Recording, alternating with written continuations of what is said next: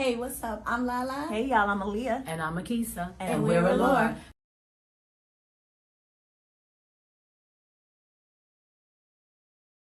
It's, even throughout the storm, we started to be able to see the sun at the end, and we're still doing things. So that's the whole nature of what we're going through. So it isn't. Oh, damn thing.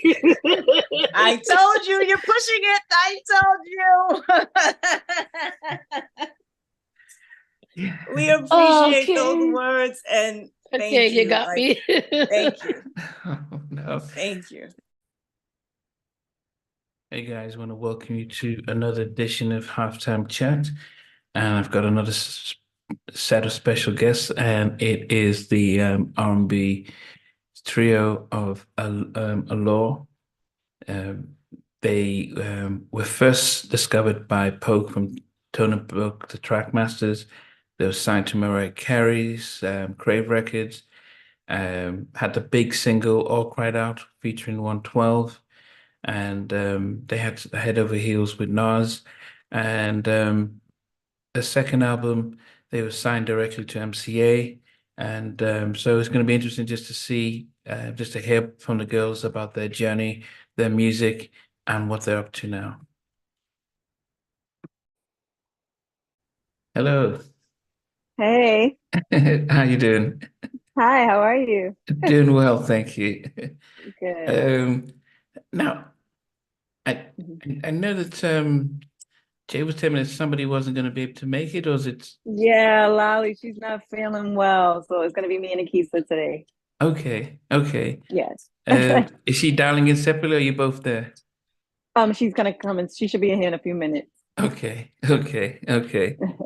Yes. Where are you guys based? New York. Okay. Yes. Yes. Okay. No. Yeah. It's gonna be good just to get just be able to hear you guys' story, and for our international group and audience, just to see how things have been and what you guys are up to now. Well, thank you. We appreciate you for having us. Thank you so much. No, it's fine. Yeah, I guess, yeah, it's interesting. I mean, most of the R&B artists that we talk to now seem to have settled in Atlanta. Oh, Yeah, so that was never on the cards for you?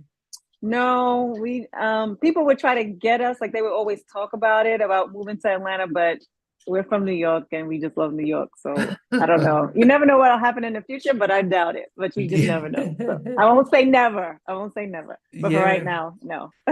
Yeah, but I guess the weather-wise though, is it when you think of weather, I mean, how is it in New York? Well, today it's terrible. It's rainy. It's a little chilly, but overall it's okay. I mean, for it to be wintertime, it's not too bad. Okay, and it's supposed to be spring, March. Yeah, but it's still like at the end of March is when spring starts to kind of try to show up. But our weather's been kind of all over the place. So, Okay. Yeah, but anyway, but as I said, we can start, because what happens when I'm interviewing, I'd like to always to get the personal stories of each of the guests. And so you said you're so born and raised out to New York. I guess for most of us, I mean, New York seems quite big. Any particular part of New York? Well, I'm from Brooklyn. Akisa's from Spanish Harlem, and Lalisha's from the Bronx. Okay.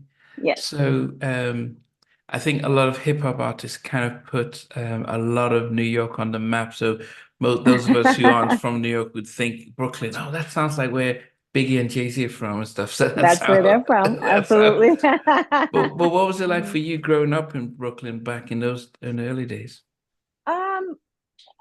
My parents kept me pretty I don't want to say sheltered, but I kind of was, I want to say a little sheltered, but I had a lot of cousins, a lot of family, so I was around, but I was pretty quiet and to myself. They kept me into a lot of like music programs, and my grandfather's a pastor, so I was in church. And yeah, I've lived a pretty quiet but nice life. Yeah. Okay.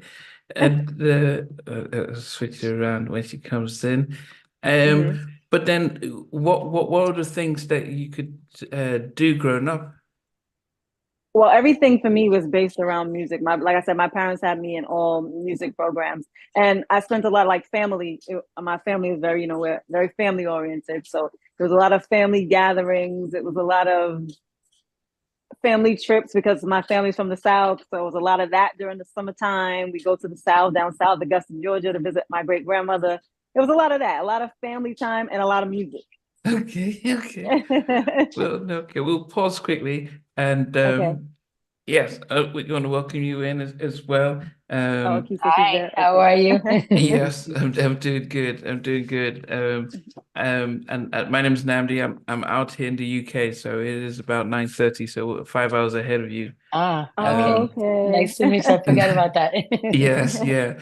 But as I said, I was just going through just getting us a geography lesson because we have an international audience, and so they're very much keen on the sort of the genesis of where favorite groups come from individually and things as Mhm. well. Yes. Okay, I need to get names because I know there's a Leah. Yes. That's yourself, a Leah there, and I've got Akeisha. I'm sorry, I Okay, didn't so put yes. my name. I think like how y'all have it on the side. I don't know how to do that. I'm very Yeah, technically. I I'm gotta not help good you at fix that. it. It says Allure, which is The, my name. yes. Allure G. Oh no! So, I gotta fix my thing, my stands. oh, you said Okay. that's right. But and then you said Lala wasn't is unavailable today, but at least just two of you holding it down. Yes, Okay. Yes. absolutely. Yes. But yourself, Akeisha, what parts of New York are you from? I know. Yeah, I'm from Spanish Harlem. Okay. Originally from Spanish Harlem, yes. I guess that needs some explanation to those of us who only know of Harlem. What is this? Yeah. Well, it's Harlem, it's Harlem as a whole, but there is a little small section that's considered Spanish Harlem because there's a lot of, Hispanic people that live there or whatever. So and El Barrio, La Marqueta, if you're familiar with those places, those landmarks in New York in a specific place in Harlem, then you kind of get where the whole Spanish Harlem thing comes from. Okay. I take Yes. it That's then. how I was born and Are raised. you from? Are you Latino then, or? Yes. Yes, Puerto Okay. Rican. Puerto Rican. Okay. Is Yes. Puerto Rico considered Latino, or is Yes. it? Yes. Yeah. Uh-huh. Yep. Okay. Okay. There's different types of Latinas, but mine is I'm Puerto Rican, Boricua. Okay. Okay. Hasta la muerte. Okay. So, but I guess for yourself, because Leah was mentioning that, growing up in Brooklyn about being, kept indoors and doing a lot of music, and being sheltered. How was it growing up for yourself then in Spanish Harlem back in the day? Pretty much the same. Like Aaliyah said, we all come from some type of musical background. Our families love Mhm. music. Growing up, that's all I ever heard. It was the one thing that kept the family together, so to speak. Right. That's all I knew. Every weekend, I knew that when Thursday was gonna be over and I had to go to school Friday. By the time I left school Friday, my mom was already planning to have my uncles come over and my aunts and all my cousins were gonna be there. There's gonna be music, food, champagne flowing, wine, whatever the vices were, so to speak. But there was Devices. nothing. There was nothing but music and love, and that's the one thing that like I said, it was the glue to keeping the family together and getting us, Yeah. at those round tables to enjoy one another. And so, yeah, Mhm. I was raised under a lot of, salsa, merengue, Barbara Streisand, Angela Bofield. Um, you know, my gospel was there, but I didn't really have a real prominent dose of gospel until I met the girls, because they were raised in Baptist church. So that opened up my heart and my eyes to a whole new meaning of music in itself also, because that's the Mhm. type of music that heals. All music heals, but there's Yeah. something about gospel that Yeah. it hits you a different way. So I always thank them for that. They took me to church with them, to their pop-ups church, and Lalisha to her church as well. So I learned a lot growing up about gospel music. Grateful for Okay. that. Yes. Yeah, I mean, so Leah, when you mentioned that, I mean, what was, if you think about when you guys were growing up, then what was Mhm. the type of who were you listening to? Mm. Ah, well, because of the fact that our parents were so into their era, we grew Yeah. up on a lot of the Supremes, the Temptations, the whole Motown sound, the international Philly sound, like Yeah. all those groups. And then for us, our time growing up, you know, one of our biggest and greatest groups was New Edition. So we had all those, you know, going through elementary school. We were just well-rounded when it came to music. It's so many people, like we would be here for hours naming everybody that we listened to and we grew up on, because like she said, our parents were always playing music. Yeah. Very versatile as well too. Yeah, very versatile. Yeah. And then for both of you guys, then what then became the spark to actually because if you're thinking about your parents' music in those early days, then you know, I don't know what year this is, but what was happening on TV and radio that you might be saying, well, this is more like my type of music? Well, we always say this because, you know, they are the epitome of girl groups as far as we're concerned. For us, it was In Vogue and Ex-Girlfriend. Yes. We love those two groups. Like, we liked others, but we loved those two groups. Like, we wanted to pattern ourselves behind them, even though we couldn't dance like Ex-Girlfriend, but we loved the fact of the harmonies and just the sisterhood, right? We just loved that, and we just was like them. We want to be like them. Like, that was our focus. We had to be like In Vogue and Ex-Girlfriend. Yeah, I mean, what about yourself, Akisha? Did you? Yeah, like she said, there's so much, like, you know, we all grew up in within that same energy, and it was the same thing for me. Like she said, we were raised on the Supremes and the Chantels, and you know, my God, Martha Reeve and the Vandellas, the Temptations, the Four Tops. So for us to get to that age where now it's, you know, like what, maybe late 80s, mid 80s, going into the early 90s or whatever, and to see a group like Ex-Girlfriend hit the scene was like, wait, what? Because it embodied real music, because they sang. There was no, their voices were undeniable. The harmonies were undeniable. So it was at those pivotal moments that we were like, yeah, if we were going to ever do this, this is going to be what it is. And, you know, as kids, you grow up and, you know, you want to do other things and you have, you know, other hopes and aspirations. But when our parents heard us sing, it was already instilled, like, no, you guys can sing. And automatically it became an obsession of theirs too, to see us doing the same thing. So it kind of, after a while, we didn't have a choice. We didn't have much of a choice. Right. Yeah. I mean, when I interviewed Stacey Francis from Ex-Girlfriend, I had to, you know, I look back at some of the performances that they did, and I was like really blown away, because they were like the female version of Troop, you know, backflips and stuff. If you see them on Soul Train, and then so imagine what that felt like to girls who can't even cartwheel. So we're looking at this like, really? what is what they're doing? This is crazy. You couldn't even do cartwheel. Yeah, and they backflipping. But also then you talk on the other side is En Vogue, who seem to have been like, they set a standard with their vocal talents and things. So, but they didn't incorporate the dance as much as, say, Ex-Girlfriend. So. But they had moves. Yeah, they had choreography. They were sensual. Yeah, steps. You know, those kind of things. Hand movements, little body shaking, a little bit of hips. Yeah.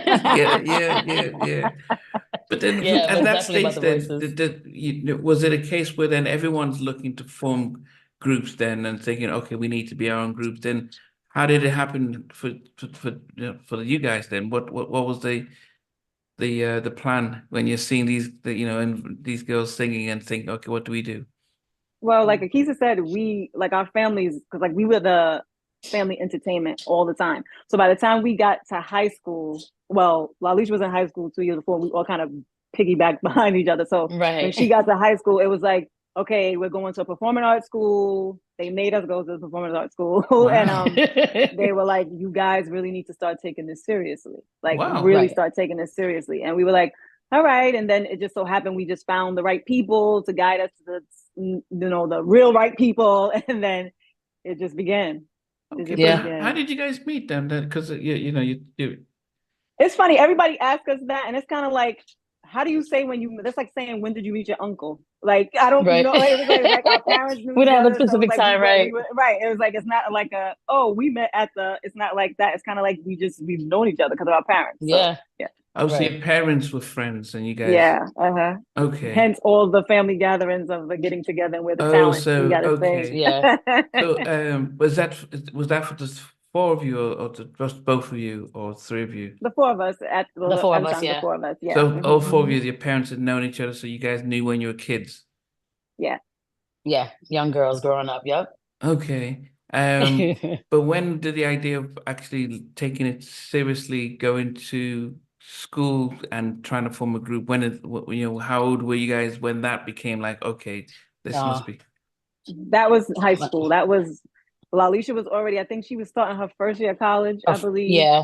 Okay. And like I almost didn't make it out of high school. I'm not even gonna lie, because that's when Both. we started. That's when Neither we of us did. started. We started working while we were in high school. Like started working on music and started really like the Mhm. rehearsals and all that. So it became like our job.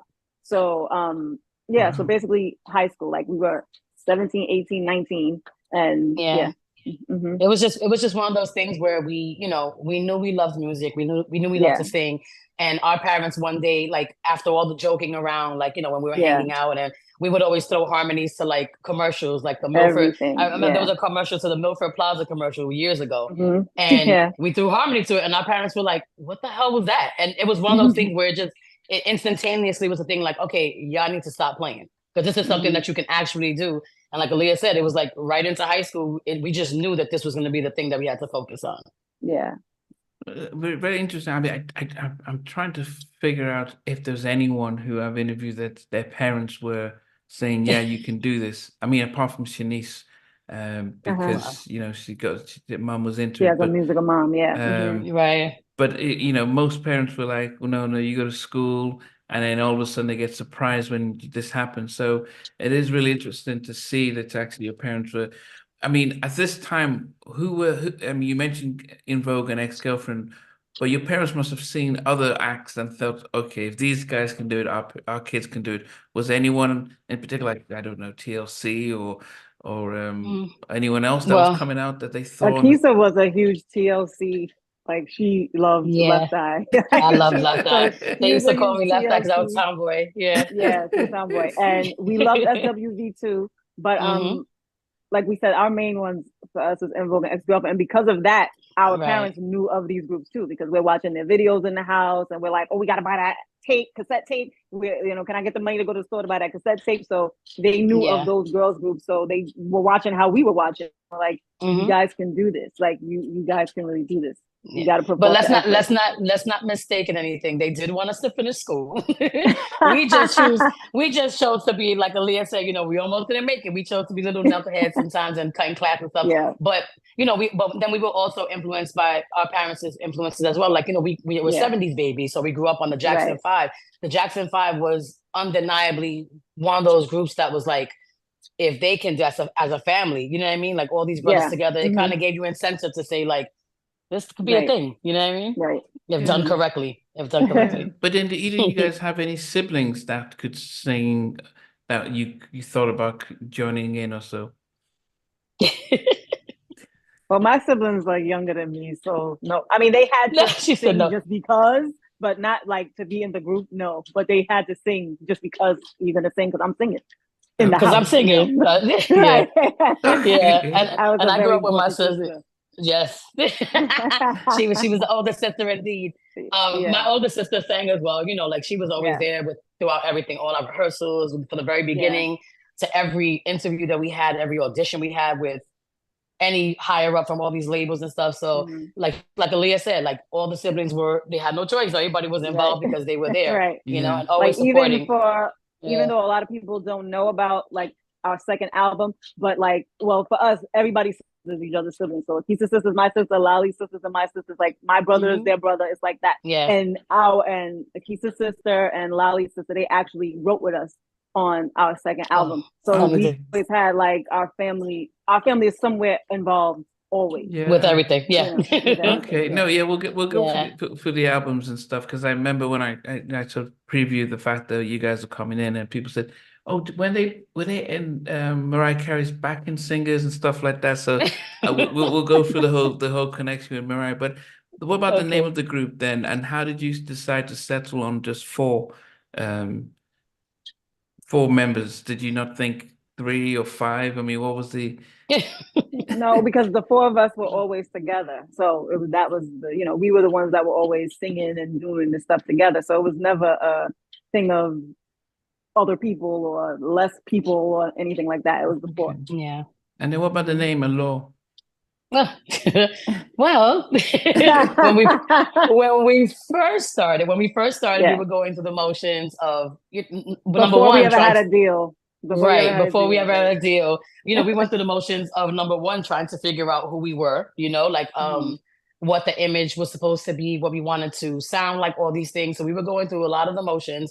And during the time when we first started taking things seriously, we were rehearsing in a community center in the Bronx with this gentleman by the name of Will Adams. Shout out to him, who opened his doors, let us rehearse there all the time. And we were going by the name So Intense. Don't ask us where we got that from. So intense. I guess we figured we sound intense when we sang, so we thought it was cool. Everybody hated it. They loved how we sound. They said, you guys are beautiful, you guys are young, there's some things we got to tweak, but this name, I don't know. So during that portion of our lives, we met Poke from the Trackmasters. He came to the community center one day and watched us rehearse and stuff. And same thing. He was like, so what's your guys' names? He was like, oh, okay. It didn't really click. And he was like, we might have to tweak some things with you guys, image-wise, whatever, but you guys are phenomenal. But he was the one that was like, sifting through names in his mind. And he was like, well, if you guys were to get signed and whatever, we want people to find you tantalizing and mesmerizing and, so, things that can lure someone in and gravitate towards you. What about Allure? And we were all like, yeah, like the magazine. Okay. Like the magazine, right? Okay. Yeah, it was one of those things that the minute he said it, it stuck, and Allure was born. But did you guys know who he was or what he did when you met him?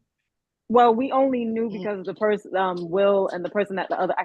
I'm not gonna start naming names. Will was like the main person. He's the person that I remember. So they told us about him, but we didn't really we weren't into like knowing the producers. Like we would know the music. Like if they said, oh, they worked with Mary J. Blige or they worked with someone, so we would know like, oh, okay, but we didn't really know. Yeah. They just told us we were meeting a producer, and we were like, okay, cool. We kind of went a lot through our early years of getting into this business of like, okay, cool, like just blindly, like, whatever everybody said, we're fine, okay. We were very green, literally, and very naive, so it was like we just went with whatever. So I guess it's a good time to ask then, is it that when you guys are looking and honing your craft as singers and getting the image, who's doing the sort of research about what do we need to do? Who do we get signed? What does it mean? The business side. Who's looking at that side alongside the actual talent? Well, for us, like we said, we had our family. So like mom, dad, they were involved, but for them too, it was new. Like this is not what they do. They're not, managers. They're just trying to protect their babies the best way they can. So that's what it was for us. And then, like you said, like Alkeisha said, when we finally signed to Trackmasters production company, they basically told us everything. Like, this is going to be your manager. This is going to be this. This is going to be that. And like we said, we just wanted to sing so bad. We were just like, great, okay, something's happening. We're fine. So we just went with whatever was presented to us at the time. But our parents, I must say, there were times when they were kind of like, what are y'all doing? But by then we thought we were grown, and we were like, well, this is what we want to do, and this is how we want to be. And so we just did it. And when you look back at it now, our parents were very right. But they were just always there, but they still tried to let us be adults as well. But they were there. They were always there to pick us up when things fell apart. Absolutely. I just skipped everything. I went from all the good stuff to no. We can go. I'm sorry. I got excited. No. But no, I guess the question is, so when you guys meet Poke and he's saying, he gives you the guys a name, what does he propose then? Is he saying we can sign you, we can give you, or do you guys? Yeah. Okay. Definitely. That's exactly what it was. Yeah, everything happened relatively quickly. Like I think that's Yeah. one of the reasons why people at one point kind of felt like we didn't work as hard as everybody else to get to where we did, but we did. We put in work, we rehearsed constantly. And during that same process, also being molded into these, like Aaliyah said, we didn't know anything. We just said we want to sing, we want to, perform and put out good music, and that's all we cared about. Yeah. So, when we met Polk, like we instantly just started working on our album. And they had songs and these writers.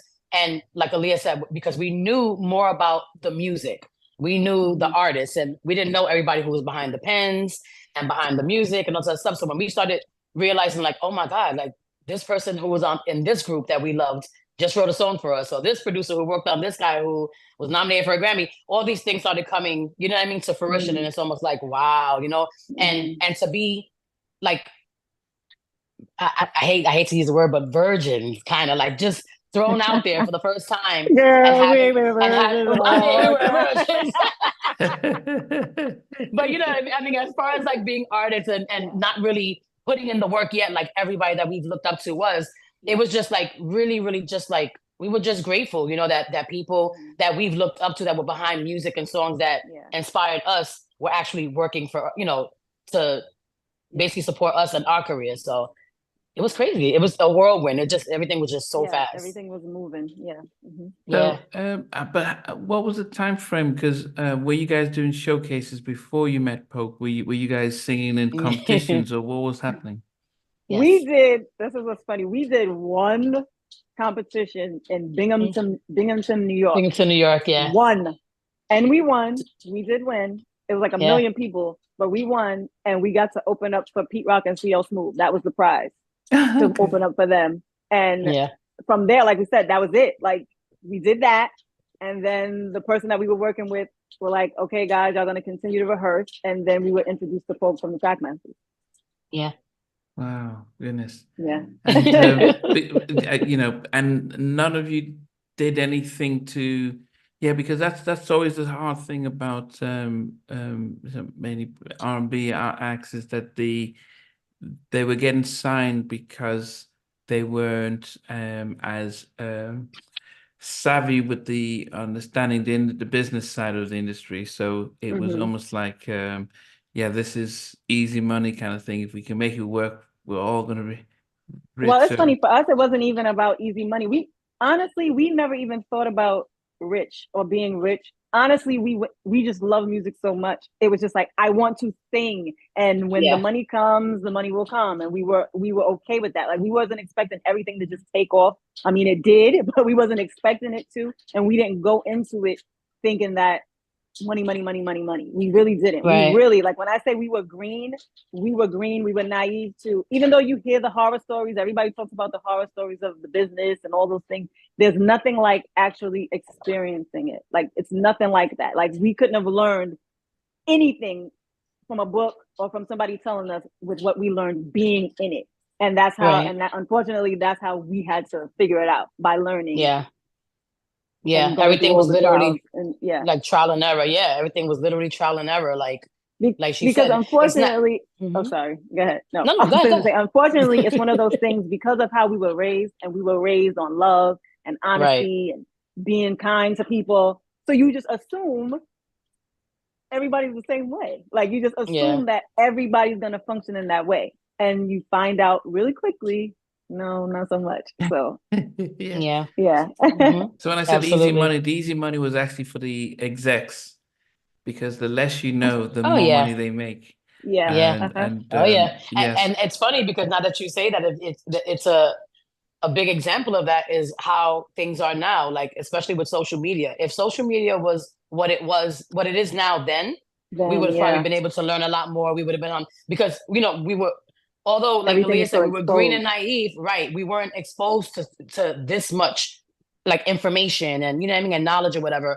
And like you said, back then, it was like a cash cow thing for these producers and things like that. Because like if you look at the amount of groups that were out back then as compared to now, there's not many. And the ones that are still working, God bless them, and those are the ones that really made their mark and stuff. But like there were groups in every corner. Every time you turned around, there was a different group coming out every week. Yeah. Now it's like, where is everybody? It's very strange. Were you Okay. advised to get your own lawyers, or do they provide the lawyers to help you sign the contract? All right. Well, as I said before, we were basically told. So they told us the lawyer, they told us the The accountant, business they told manager, us the yeah. managers, they told us everything. And like I said, we're trusting these people because, you know, we're thinking they believe in us. So of course they're gonna do the right thing by us. And like I said, our parents did the best they could with what they knew and trying to protect us as much as they could. And again, we just had to learn the hard way. We did. Yeah. Yeah. We absolutely did. Yeah, I mean, we laugh about it now, but it is unfortunate because Yeah. I'm thinking the very few. I mean, I've probably interviewed over 110 artists on the Wow. show, Wow. Great. and That's awesome. That's awesome. Yeah. if I think back, Take Six, they were signed to a One of our label in favorites. Nashville. Favorites, yeah. They were signed to a record label in Nashville, and they were giving a sort of a country music deal. So they had kept all their publishing and got a big slide, and they got their own lawyers. So they say they got state, they got, they made their fair dues on that. And yes, and I think Shanice her mum knew the industry and the business, but that counted against them because it's like, well, we can't get much from you guys, so we're not going to really promote you guys. So unfortunately, most of the R&B our acts were taking advantage of, similar to yourselves, which was really sad and disappointing. But that Yeah. aside, though, you're going in the studios with the Trackmasters, and they're getting people like Terry Robinson and Yeah. Corey Rooney and stuff to come and work with you. Okay, sir, you did your homework. You said Terry Robinson, Corey Rooney. But I mean, did you have an idea of, so you said you didn't really know names, but you must have, they must have said, look, man, this is Terry, they've been doing stuff for Bad Boy, and they've, Corey did, Uptown Records, all this stuff. What did you not? Yeah, like we said, we learned as we're working. Like, Yeah. Terry Robinson, we found out once we knew she was writing songs for us and that she was going to be doing like most of the album. So that's how we found out. We didn't really know beforehand. Yeah. Like, we didn't know to say, oh, Terry Robinson, she wrote Can't You See for Total. We didn't know to say that. Right. We were just like, Right. oh, okay, hi, Terry. Like, we just, happy It to was be it was there. just it was just one of those things like we said before, when we were just out there on the radio too. We were just kids out there listening to the radio, and we had songs that we loved, songs that that drove us to a point where we were like, it made us feel just, music makes you feel giant, and we wanted to do the same thing. We wanted to be able to go into the studio, and now that we knew all these things, like, okay, when you look at Corey Rooney's roster, his category, what's the word I'm looking for? Yeah. His catalog thing. I was His about to say catalog, category. yeah. His catalog, it's insane. It's Mhm. insane. Like I there aren't that many writers and producers or whatever that you can say have a catalog like Corey Rooney's. If you're not Diane Warren or Dave Foster, like some of the greats, So when you realize how much how many amazing albums and songs are made behind these people, and now you're in the position to be able to say, my God, now I'm working alongside this person. All you want to do is just be that giant. You know what I mean? So Right. we were just in it to win it to whatever capacity. We didn't know how we were going to get there. We just knew get Right. there and open your mouth, sing, and let them do the rest, and we trusted the process, and we trusted everybody, whether we knew if we were going to be blown up at the end of the day or not. We just wanted to, we wanted to give people that same feeling that the Mary J. Bliges were giving out in the SWVs and all that good stuff. So was the plan to finish the album and then shop around for a deal? What was the deal? How did that work? Or is it that Trackmasters got a deal, then started working on the album? What was the order? We actually started working on our album, and we actually had, because of Trackmasters, we were signed to them, their production team. We were getting a deal with LaFace. We were actually signed to LaFace for like 5 seconds. Like 5 quick seconds. But we had already started working on the album. So we were signed to LaFace, and then that fell through. And then we were told that y'all are going to be singing for Mariah Carey and Mottola. And that came about because Polk and Tone were mixing one of the songs that we recorded already called The Story. And she was in the studio, heard it, and was like, who's that? And wanted to meet us. That's how the whole thing with Tommy came together. We sang for them. a cappella. We sing an escape song, and Oh, which one? tonight. Tonight. Yeah. Yeah. Yeah. Just quick then, what happened with the LaFace then? What do you think happened? I don't think L.A. Reid believed in us too much. I don't think and they had TLC that was there, so I don't Yeah. think they really believed in us And the vision. Yeah. in the Yeah, vision you from guys what we were were told. You guys are different. Did you audition for LA Reid? Yeah, we actually did. We sang We for did. him. We Yeah. did. We did sing for him. We did Yeah. sing for him. We went to dinner and everything. Like it was a Yeah, we whole went to big dinner. It was process. a whole big Yeah. thing. Yeah. I That's like was I said, we pregnant were with my signed daughter at for the like, time. yeah, we Yep. were signed for like 5 minutes. And A then, couple like I of said, everything seconds. just fell through. Yeah. Yeah. How And did then that? you have to understand, like during that time, like Elisa before, we had the TLCs, the SWVs, the totals, the this or that. So I think people were more so trying to figure out where do we fit in, because they didn't Yeah. know if Trackmasters didn't know if they wanted us to be hip hop. And then when we met Mariah, she was like, she was more going towards like the crossover. They should be doing everything, pop, this, that, and the third. It was very confusing to everyone else. We knew we wanted to Right. sing whatever it was, but Right. I think everything happened specifically how it was supposed to happen for whatever reason. Yeah. Yeah. Yeah, But God mapped it out. but what was the direction that you guys wanted? Because as I said, you've gotten the Trackmasters who are sort of hip hop Hip hop. R&B type of stuff. Yeah. And LaFace were very much R&B on that side. I know they had the TLC, and then Mariah's a very different stuff. So, but yourselves, what was it that you guys wanted to be? That's the thing. See, for us, it was like we wanted to be everything because we felt like we love because we Yeah. love all music. Like if we could have, we would have done a Spanish album. Like we would have done everything. Like we just felt like Yeah. we're everything. We're gonna do everything. And they were like, no, you're not. You're not gonna do everything. We have to figure out where you guys fit in. And I think that was Yeah. always kind of like our downfall because we really never really fit in. Like we just didn't. So yeah, we just thought we could do everything. We just wanted, if it's a great song, we want to sing it. We didn't care if it was an opera song. We didn't care if it was a gospel song. We was like, if it's a great song, we want to sing it because we can. We felt like we can sing anything, so we're gonna do everything. And we had to learn even that. Yeah, that's great, but to a certain degree, business-wise, you do have to find your niche. Like you have to find that place where you kind of fit in and have, a thing. So Right. And again, we're in like Akisa said, we were kind of in the middle of Trackmasters wanting us to be hip hop. Mariah kind of like, no, I think we need to find a balance. And I think, and we were kind of like, we just want to sing, y'all. Y'all figure it out. Yeah, we just want to sing. But if you listen to like, if you've heard all of our albums, you kind of hear what Aaliyah was just talking about, like, even the opera. Like we tried to incorporate every bit of what we love about music into our music. Like if you listen to chapter 3, that is the most eclectic bunch of songs. Like you go from something that's, real R&B to like this pop techno something, we worked with Tricky, what's name, Tricky Stewart, so there were there's different vibes in every album that we have. And it kind of shows our musical background, our schooling and all that other stuff. It's all just in there like a gumbo. Yeah.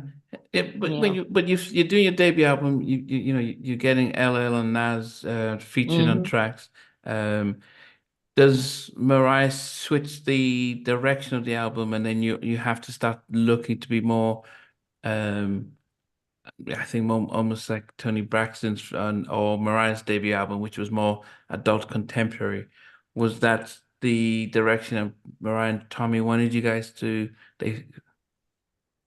I mean, honestly, the only thing we can only assume and think what people wanted to do, because like you said, we already started working on the album, and the album was really hip hop based because everyone knows there was a lot of samples, like a lot of hip hop samples, a lot of samples. We had a lot of rappers, features, on that album. So it was hip hop based. And I remember Mariah saying they need like a song, they need a big song. That's what she said, they need a big song. And that's when she came up with they should do a remake. And that was her idea of us doing All Cried Out. Like for us to do All Cried Out. And then she also wrote the song Last Chance, which our 4th single, but people know it. If you're a fan, you know it. But, that's when everything started going berserko. So, but she kind of knew we needed something that was going to take us a step up from to the other side. Yeah. But whose idea was it to get 112? Mariah's. Mariah's.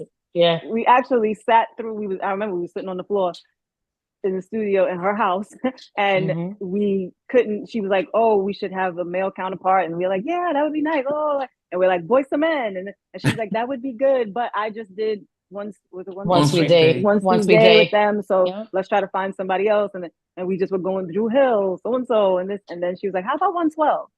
And we were like, "Yeah, that would be great." They were just coming out, and we felt like they were like our male counterparts. It was for them, four of us, so we felt like, yeah, that'll work, and it really did. It did, yeah. Vocally, it was a very compatible idea. And it worked out. Yes. And Slim has that very unique voice that he they have, does. and they're very really baby great. face, young baby face, right. and they're really good with their harmonies. So all of a sudden you've gotten the album out. Are you Mariah's debut acts on her new label, or was anyone else on the label with you guys? Trey Lorenz, or who else was on the label?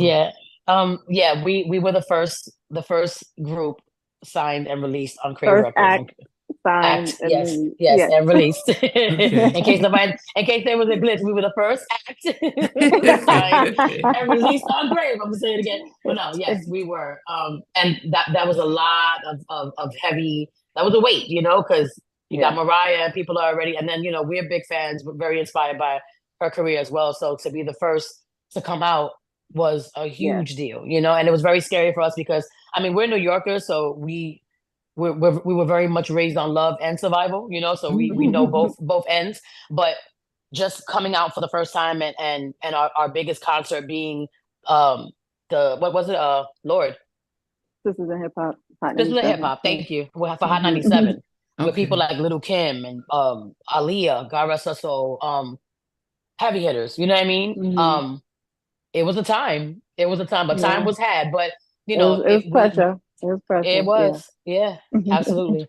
A lot of pressure. Was there no? And did you guys not plan to get Mariah to feature on a single on the album? Well, anything she wrote or had anything to do with, she's singing on it. That's why it makes us laugh to this day when people act like we were trying to hide the fact that Mariah is singing with us on All Cried Out. She's singing with us on Head Over Heels. Head Over Heels. Hence the word with us on these songs. She's singing with us on these songs. So she's singing Last Chance because she wrote it. She's singing with us on there. So she's a part of it. She was in the video. She made sure people knew we were her group. I'm here. Right. Right. And she's there. Okay. Yeah. Okay. Yeah. Did you guys have any? I know we talked about George Pearson and Terry Robertson and stuff all on the album. But did you guys have any opportunity on that debut album to write anything down? Yeah. We wrote a small smidge. We wrote an intro, like an introduction. Okay. That's it. And was it because you guys weren't ready, or they just said, "Look, we'll get us this out because it's too big of a project to take a chance"? What was the reasoning?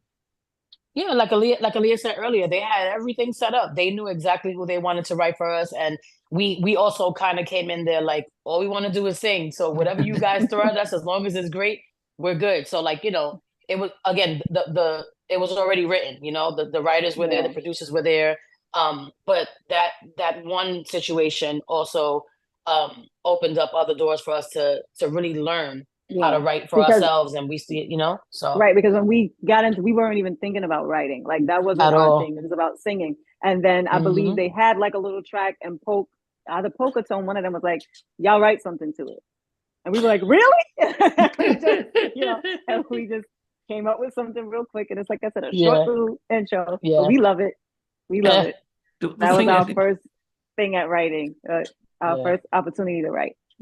The question I forgot to ask is, what was it like meeting Mariah for the first time? Oh my God. Stressful.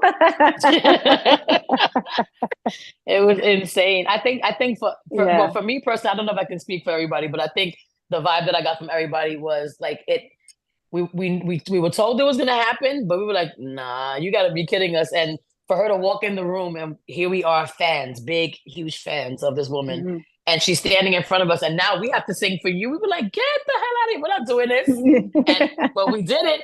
And it was like surreal Yeah. for me. You Yeah. know, I listen to her back and forth every day. Even now to this day, she's one of my huge favorite voices. You know, whether we work with her and we're cool or not, you know, she was Yeah. a part of that inspirational process. So surreal, crazy. Would you say, when we see Mariah just in front of you, does it? Yeah, it was, like I said, stressful because, like you said, this is somebody that we looked up to. Like, we looked Right. up to her, watched her on shows, and loved her songs. And it's like, okay, now I have to sing for her. This is a lot. And like I said, like Keith said, we pulled through, and we were the first. Signed. Wow. Okay, so the I feel like Donatella, number one. but what was it like then when you know, because now you're part of Sony's machine, you know, you're bringing out head over heels, it's coming out. Yeah. Are you guys now looking at Billboard, checking out the radio scanner? They're telling you how many plays it's getting around the country, and are you into that, or you're like, what Yeah, was no, how they was that? definitely, that was amazing to see your name and the bullet going up, and it was so, we were like, we're in here, like we made it, like for real, like we were so excited. Like, I believe like my mom has all the clippings, everything when it was at 100 so when it got, it's like it's like every week. And they're like, even the label at that time, they would keep us posted on everything because, like we said, we were the first, so everybody's excited, like it's coming out, everything is going well, so everybody's excited, so they're letting us know every time something's happening. We were just like, wow, this is really happening, like it's really happening, and we were excited. Did Nas come in? Did he record some separately and you only met him at the video shoot, or when was he there? We weren't in the studio with him when he recorded Right. his verse. We heard it afterwards, but then we finally did meet him when we actually got together to shoot the video. Okay. And it was a long day. A long day. Like Aaliyah said, stressful because, you know, so much pressure on the task at hand. And it was just like, oh my God, like now we're here and we're shooting with Nas. Like, this is insane. Then Q-Tip shows up to support, and Trackmasters was there, and Bryce Wilson from Groove Theory, you know, and just like we said, to be these 4 little girls who just wanted to sing, and now we're here with people who are making the world go around with their music, and they're supporting us, was a lot. It was a lot. Like, I get emotional even thinking about it even now. Like, still to this day, I think about every detail of that day, from makeup to when hair was going wrong. Like the night before, we literally had to go get our hair done, and we hated the hair, and literally sat up all night to fix each other's hair. Then to not have to be with no sleep, and now we're here and we gotta look pretty on camera. Like, are you kidding me? It was just a lot. A lot. Goodness. Yeah. And did anyone tell you memories. did anyone tell you that you were paying for the video? We learned. We did learn. That's a good one, Nambi, because we shorted. And catering. We learned about that recoupment really quickly. Lord. Yes. Expeditiously, that escalated quickly. Yeah. Oh God.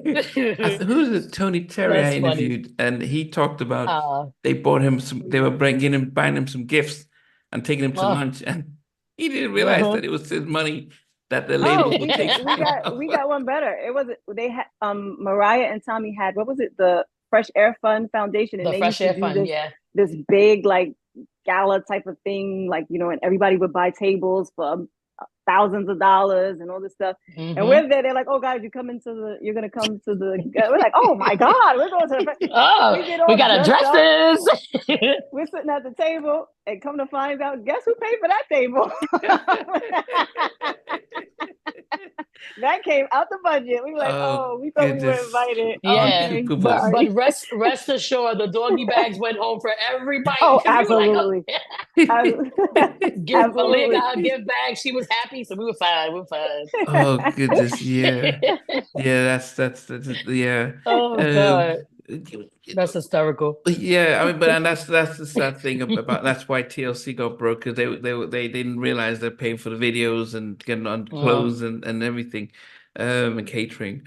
But then, you know, what did you guys expect was going to be a big single? Did you think when you finished the album, did you think, okay, which is going to be our did you think Head Over Heels was going to be it, or what did you think?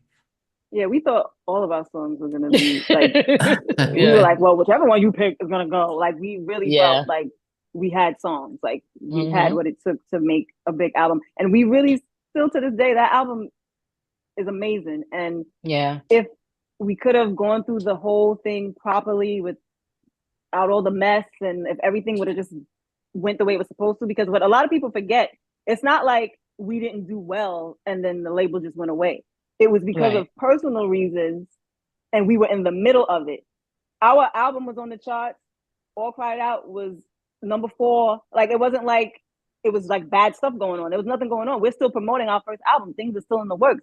And because of whatever happened personally and whatever was going on that had nothing to do with us, everything just kind of fell apart. So Right. we always kind of laugh when people try to like, yeah, it didn't do well. The label didn't do well. It was doing well. It's just something happened in the mix of it, and we were just caught in the crossfire. Yeah. So, because when you came out with All Cried Out and it's moving up the charts, were you surprised how high it went? I mean, we're talking about Billboard 100, not just to talk about R&B charts. Yeah. Did that not take you guys Aw. by surprise that actually, wow, people across the board were listening to this? Yeah. Yeah. I mean, we knew the original, right? So we Mhm. knew there was a Lisa record, and it was huge for Lisa and Cold Jam and Full Force. Mhm. And knowing their catalog and knowing, the type of artists that they've Was worked it with. up tempo, the Lisa one? Or was it a No, slow? it No, was her, it, but All Cried it Out is her it's song. She's her original. song. Her and Full Force. Her featuring Full Yeah. Force. Okay. Yeah. Yeah. Lisa and Mhm. the Cold Jam. Yeah, Again, feature Full Force. pressure. There was a lot of pressure, but Right, exactly. So like when we finally heard the final outcome of All Cried Out before we released it, we knew it was a big record for us. We just weren't expecting it. We weren't expecting it to do the good damage, we should say, as it did, because again, like Aaliyah, that word pressure is just there. Pressure behind this was a hit before. What if we don't do well? What if we don't? What if? Mm. So we were very afraid of that. But when we started seeing how people were like receiving it and how it blew up after that, and every time I hear like Full Force, whenever they do interviews and they talk about, Lou and B and Paul, they talk about the record and they say like, it was a platinum selling record then, and 10 years later it's platinum again. That's a good feeling, Yeah. because Yeah. when you remakes, we always say that every song is not remakeable. We don't feel that there's certain songs that just shouldn't be touched after the first time. Yeah. So us having that fear of what if we don't do right, you know what I mean, was a thing for us. And when it did, it was just like, wow, man, Yeah. like Yeah. God really is a way maker. And throughout all the pressure and all the stress, it really Yeah. it worked out in our favor. It did. Even Yeah. because it's a huge record, even now people still love it, and we're grateful for Right. that. We're still Yeah. able to tour and travel and do Yeah. shows, Yeah. performing Yeah. all As I kinds of Thank said, God. So, yeah, we yeah, appreciate it. it's sort of big record. Yeah. So most of us know that Mariah was married to Tommy Mottola, who was the head of Sony Music, and they things went south with them, and it didn't just affect. It affected a lot of artists. I even remember interviewing Rough Ends, and they spoke about how, Those are boys. Hey oh yeah, guys, we okay, love Yeah. Hi, them. that was it. Yeah, brothers. David and stuff. Yeah, David. He said the Yeah. same thing. I mean, when They're Tony, awesome. that breakup affected their push, because he took the eye. He wasn't. He just dropped the ball on a lot of stuff. You signed to Mariah on her own label. Her and Tommy are breaking up. How do you guys feel the impact on that? Or are you just touring, you've got a top 10, top 5 song on Billboard 100, so you that's you guys deal with that, we're just gonna go out there singing, or what was it like? Well, like you just said, Rough Ends, they were signed to us. They were signed to Sony. So if they're feeling the effects, Right. imagine what we're feeling with Tommy and Mariah, and we're with Mariah. Like, we're really feeling it, because like we said, everything is still going. Everything is still going. We're really just getting started. Like, everything is just getting started. We were touring, and only We were in thing we did, Japan. we got a phone call, right? Wow. We got a phone call saying, hey, Mariah and Tommy are getting a divorce and it's a little, messy. Don't talk about it. That's it. That's what we were told. So if somebody asks you in an interview, don't talk about it. And even then, we're like sad because we love Tommy, we love Mariah, so we know them together. So we're looking at it from that perspective. We're not even thinking career-wise what the hell's gonna happen. We're just thinking, oh man, okay, well, we still got to promote. We still got to do what we have to do. Right. We came back from Japan, and the label was gone. Everything was Nobody gone. told us like, hey, it's over. It looked like the building just went up. Yeah, the same building where we would be running around and having a good time and, you know, making memories and all those things. It was gone. Pictures down. And we're like, nobody told us anything. So again, we're coming back thinking, well, we got work to do. We're gonna keep promoting the album. We're gonna keep doing what we have to do because there was still nothing going. to promote. Like it's right. It was not like it was over. Oh, And that's we never. Were you guys based in the Sony building in New York? She actually had her own separate. It was she had her own separate building. Okay, so it wasn't in the Sony headquarters. It wasn't in this. It wasn't too far, but it wasn't. It wasn't in the Sony building. So, but then it was the actual Crave office. Yeah. So what's Tone and Poke say? Because they're the ones who signed you guys, so they should be looking at because they were. I think they were actually A&Rs for Columbia back in. They became they became that while you guys would sign with them. Yes. Yeah. So it should have been like, okay, well, that's one door shut. We're a better position. Oh yeah, it was one door shut, and then they moved us to Columbia, and and that shattered. Right? Like, okay, and we were kind of like left alone because they had to do for everybody. Now we're not just. And on as much as I don't want to have to say in their defense, but in their defense, now they're taking care of a lot of acts. It's not just us. Like now it's Sony now. It's not just our girls. It's everybody. So now you got Destiny's Child, you got Black, you got Escape, you have us, and we're the bottom. We're on the bottom of the totem pole. Mark Nelson, we're not, So we're not the ones that they're thinking about. They're thinking about the ones that have made them already big money. So they're not, we're like secondary. So now we have to deal with that because we're used to being the ones. Like we're used to being the most important. So it was all those things. We were dealing with a lot of things all at once. The same way we can say that our deal came quickly and everything kind of moved fast. The fall was like hitting us in the face. Yeah. That came even quicker. So we had to learn how to deal. And we're still young and still trying to figure things out, just figuring out life, period. So it was a lot. It was a lot to have to deal with. And then even like Aaliyah said, between all that she just mentioned, we're also, we're being pushed over to another label, and we got a chance to do 2 soundtracks, right? Amazing soundtracks, during that time. Amazing soundtracks at that for The Best Man, the first the movie The Best Man, and The Runaway Bride with Julia Roberts and Richard Gere. So with those soundtracks doing exceptionally well, we're still thinking like, okay, it's messy, things are going on, but we're on this, these great projects and things will come out of it. And it's like, maybe not. Maybe not. So now it's okay. Okay. Yeah. You guys are on these multi-platinum soundtracks, this and the third, but guess what? Hey, Columbia is no more. Now we're shopping for another deal. And it's like, what is happening? We literally felt like orphans that nobody wanted. It was like, we always say, like, from one label to the next and child. Yeah, it's a lot. Did you ever hear from Mariah when you guys got back? Did she ever say, guys, I'm sorry, it was or no, there was no comment. There was no closure, like relationships. Nobody needed explanation. Not like relationships. We didn't get it. When you say, well, why are you breaking up with me? There was no conversation at all. Did she congratulate you when you guys had All Cried Out being top 5? Okay, but then absolutely. But when we were traveling, we would get phone calls from her all the time. When we would check into our hotels, we would have messages at the on our phones when we would get, hey ladies, it's me, happy, love you guys, blah, blah. It was the support was always there when things were happening, but when things at the side of the demise, there were no sympathy cards, no nothing. Yeah, but then what about Tommy? Did he when you guys came back, did he say, okay, Crave's up, but we're gonna take care of you guys? Absolutely not.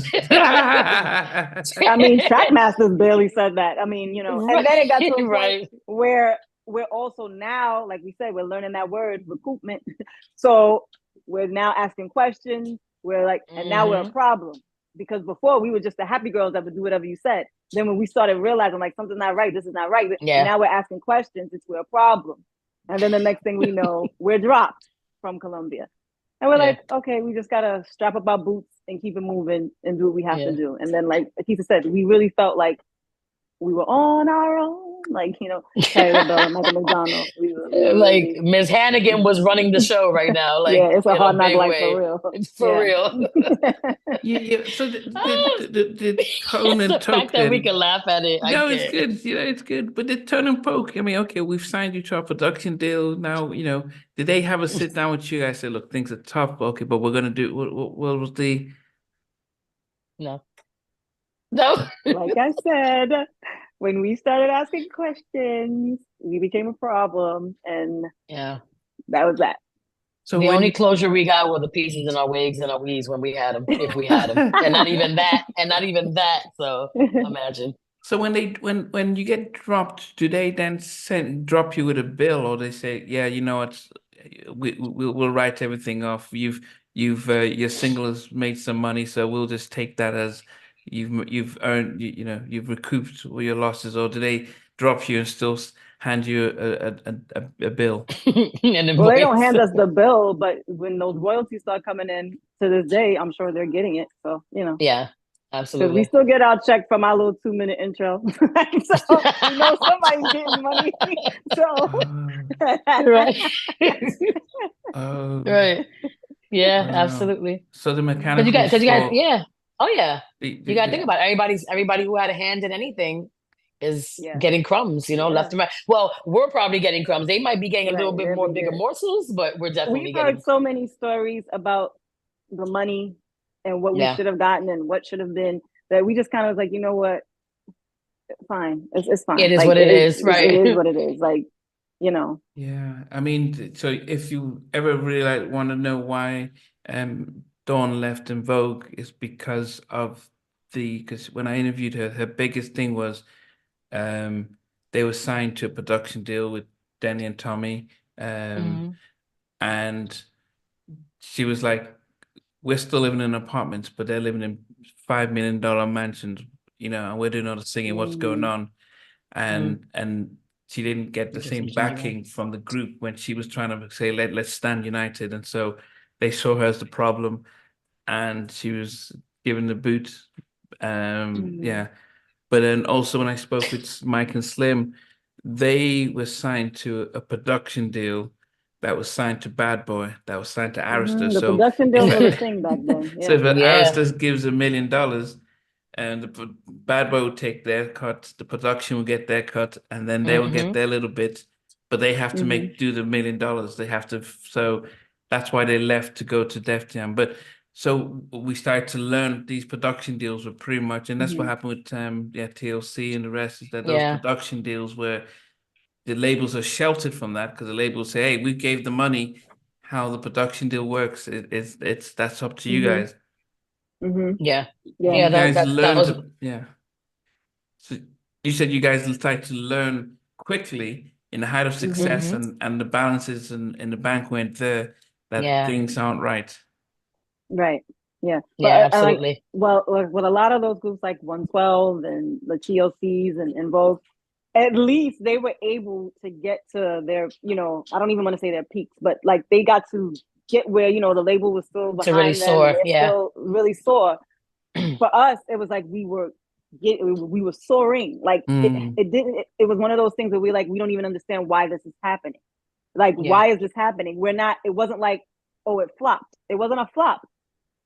That's why we were kind of like, well, there should be some way for us to salvage it. It should be some way for us to work this out in a better way. You guys should still be willing to want to try. And like, you know, because it wasn't like it was a wash, like, oh, this is the worst, you know, project ever.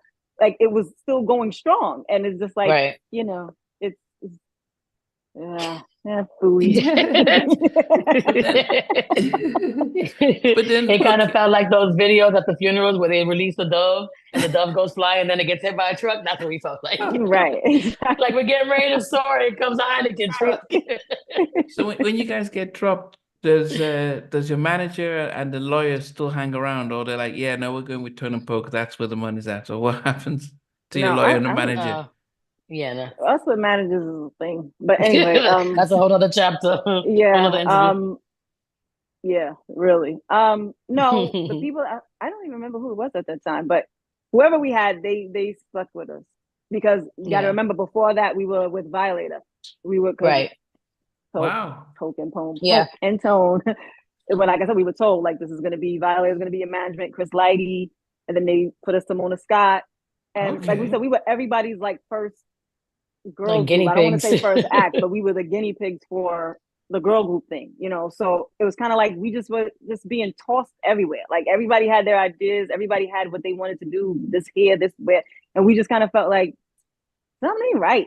Something's not right. And when we started talking about how something wasn't right, like I said, we're the problem. We became the I problem. mean, Yeah. you know, when you think about Violet, I mean, they were big more into the hip hop, you know, Buster and stuff, Yeah. but they were big players. So, Yeah. and then the thing is, unlike hip hop artists who generally write their lyrics, so they get good publishing deals, and they seem to be a lot more streetwise and stuff, so they tend to get their money. With R&B acts, it's pretty much we give you what to sing, we take care of everything, and you guys go ahead and start singing. Mhm. But then, did you not have any guardian angels in the industry, at least at that early stage? Then did somebody not look out for you guys or talk to you guys to say, "Hey, this is what's happening"? And In the industry, at the those were very the people that we beginning, thought were the people that we thought were our guardian angels. Like Right. the Trackmasters, Violator, Mariah, like these are the people that we thought were our guardian angels. Right. But outside of that, like we said, it's our family. Yeah. Our family is just trying to pick up the pieces every time something fell Like apart. yeah, literally through thick and Yeah. thin, right, Yeah. wrong, and indifferent. Yeah. Every time something would be in, we would see things being in disarray, and we Mhm. thought this group of people were the ones going to fix it. It would be our Right. moms and our uncles and our dad. You know what I mean? Like just Yeah. really protecting the babies, so to speak. And we Mhm. had to learn that we can't think that we can go into every situation thinking that everything is going to be. You can't expect a you everywhere you go, or how Right. you know you or have too Right. much of a high expectation. There is a standard in everything, and some people just weren't meeting that standard. But we learned the hard way, yeah. very So, very hard way. what happens? Are you going back home and everyone says, "Hey, guys, you must be rich. You've got a number, you know, you with Mariah and stuff," or Yeah. how's that That's homecoming? exactly what they thought. We're moving up That's like the exactly what they Jeffersons. thought. Well, see, what like Aaliyah said earlier, like our intention was never to concentrate on necessarily being rich and having all this money and moving out. Like we're very much New Yorkers, we're very much city girls. Even if we had the careers that Alicia Keys had or whatever the case is, I can't necessarily sit here and say that we would move away Mhm. and be away from our families Right. because we're very family Yeah. oriented. We're very much those girls. Like we're not Mhm. we're not into like what's going to impress somebody, or and we don't really care if people think, oh, because they still live in these boroughs or whatever, Yeah. that I'll keep having these brain farts. It doesn't define us as Mhm. people, you know what I mean? Like Because we all were we care about so is our families. sorry, Keith. That's it. Right. No, you We good. were Go ahead. so like not about this industry that even when we were at the height of our career, where if we're walking down the street, we will be seen and noticed. We're in the Yeah. city at the arcade, at the movies. People are like, Yep. that's the law. And we're like, oh yeah, we got to remember. Like we can't just Yeah. we're getting on the train. We don't care. We don't need a car. Like it's like we're People getting on like, the why are you train. guys out here with Everybody, no why are you on the security? train? We're like, we don't It's care. faster. We're from New York. For us, it's like I don't want to be stuck in the traffic. I don't faster. feel like going through all that, Yeah. finding parking, putting in the parking lot. Now I'm hopping on the train, and people are like, you can't do that. Like, and we're like, oh, we yes, were we like, can. yes, we can. Yes, we can, and we did. Like, and we did all the We time. sure did. All the So there was time. no All the disappointment time. when things, you know, you from being on videos and you know video shoots with Nas and Q and all that to being dropped, and was there what was the Well, game plan then? Of course, yeah, we were disappointed because we want to do what we love. So of course right. we're disappointed when things are not falling through or not going the way we thought they would. Of course, that's a huge disappointment because this is what we love, you know. Mm. Right. But again, we didn't let it stop us from doing what we love. Yes, we had to take harder routes. We might had to struggle, but we found ways, you know, and God always made a way. And the greatest Still thing does is to we this always day. had each other. Like we always Right. had each other. So it was easier to navigate. Like, you know, But then because is we had each Violator other. still with you guys? Yeah. You still had Violator. Are they the ones who got you to MCA? No. No. Mm-mm. Okay, how did that end then? Did Violator say, "Yeah, you know, you don't have a deal, so we're gone"? You know, we're not even gonna go there because again, it's one of those things where we've heard so many different stories of what happened. Because honestly, we don't know. We don't even know the truth. We don't even know the truth. Like it Right. just felt like everybody was like, "Peace, y'all," Yeah. and we just, it was like once the thing with Crave happened and Tommy and Trackmasters, it was like everybody was like, Mhm. "Let's jump ship." That's how it Yeah. felt. Yeah. It's literally one of those things like just like in real life, you know, it's your story, Yeah. their story, and what God Yeah. knows I mean, and what's the truth. And not saying that either stories there's not truth or whatever, but we know I mean, it could be because from like our perspective, right? our perspective, right? But Yeah. like even with Mona, we didn't speak to her for years, and then our hairstylist, which has been our sister, mommy, everything since the beginning. Mhm.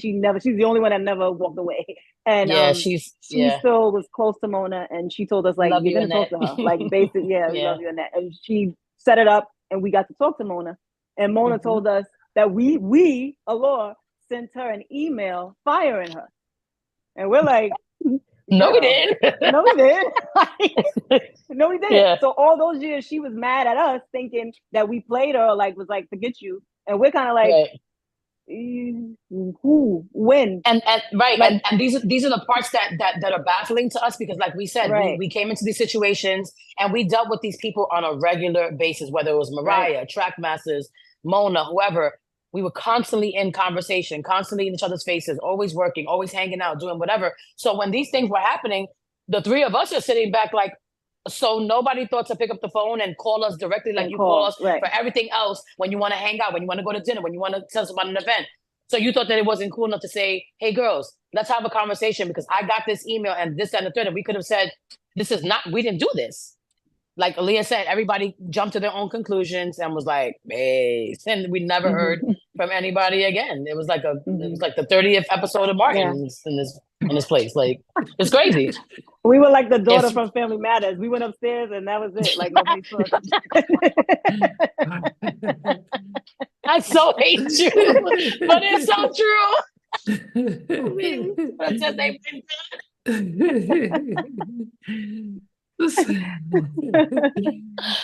So oh, Will Smith in the living room for real. Yeah. Oh my God. So then, when everyone leaves, then how did you guys pick up to get to MCA? Well, who helps with that? Okay. Sorry. Well, see, because around that time, wasn't it? If we had our own personal management at the time, didn't we? I really don't even remember how that. Oh yes, the dolphin. Yes, yeah. We had so, another. Yeah, we had another management. Another manager. Yeah, and Sorry. he got us to.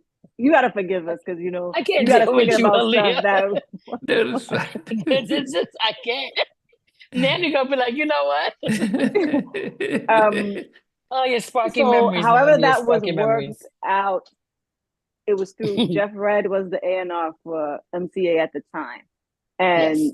that's how it kind of worked out for us to be signed to MCA. Yeah, because MCA folded not too long after, because and even Uptown folded as well. So, but how did you have to audition for MCA, and who did as a group, or did someone just say No, we actually didn't audition. We actually started writing. Like we were writing from when we thought we were coming out with another album on Columbia. Right. We started writing music, and we had a song that we wrote called "The Shore," and we sang it for Jeff Red at that moment, like when we were sitting in the meeting, because we were going to the meeting to like meet him and see if this could be a thing, like would this work out? And we sang that song, like letting him know, like this is what we're working on, and from there we got the deal with MCA. Yeah. So we honestly think we got that deal. I think we think we were like a tax write-off or something because, yeah. Yeah, but were you guys a lot more industry smart by this time? Okay, we've learned You got to from remember now, it's not like years and years of time span. Like we're still learning. Yeah, we're still learning.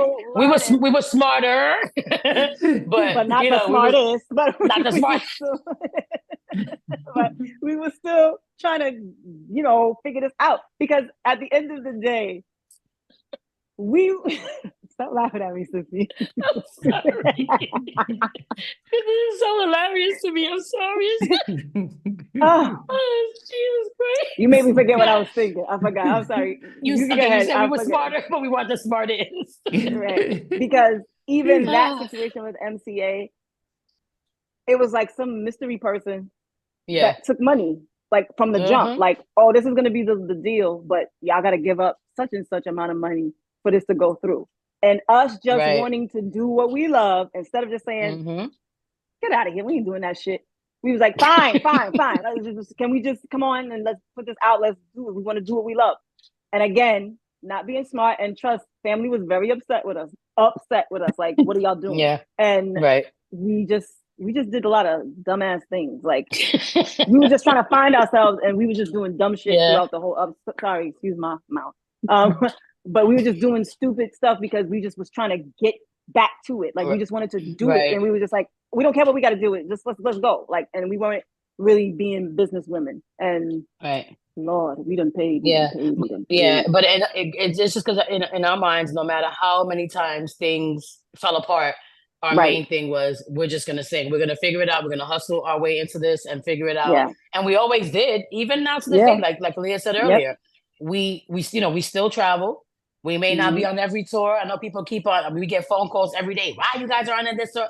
We don't know, darlings, but we will figure it out one day. Yeah. But the fact that we still get the opportunity to still do shows with legends like the Stylistics and, the Delphonics, Stephanie Mills and Regina Bell, like those moments are those moments that, and I hate to use the word validate us, because that's such a clingy stuff, we understand what you mean. Yeah. Right. But they're validating moments in our lives to say, we didn't do so bad. You know what I mean? Because we're still babies. We're still babies coming up, and still like Sissy said, we're still learning and we're still going. But look what we're doing.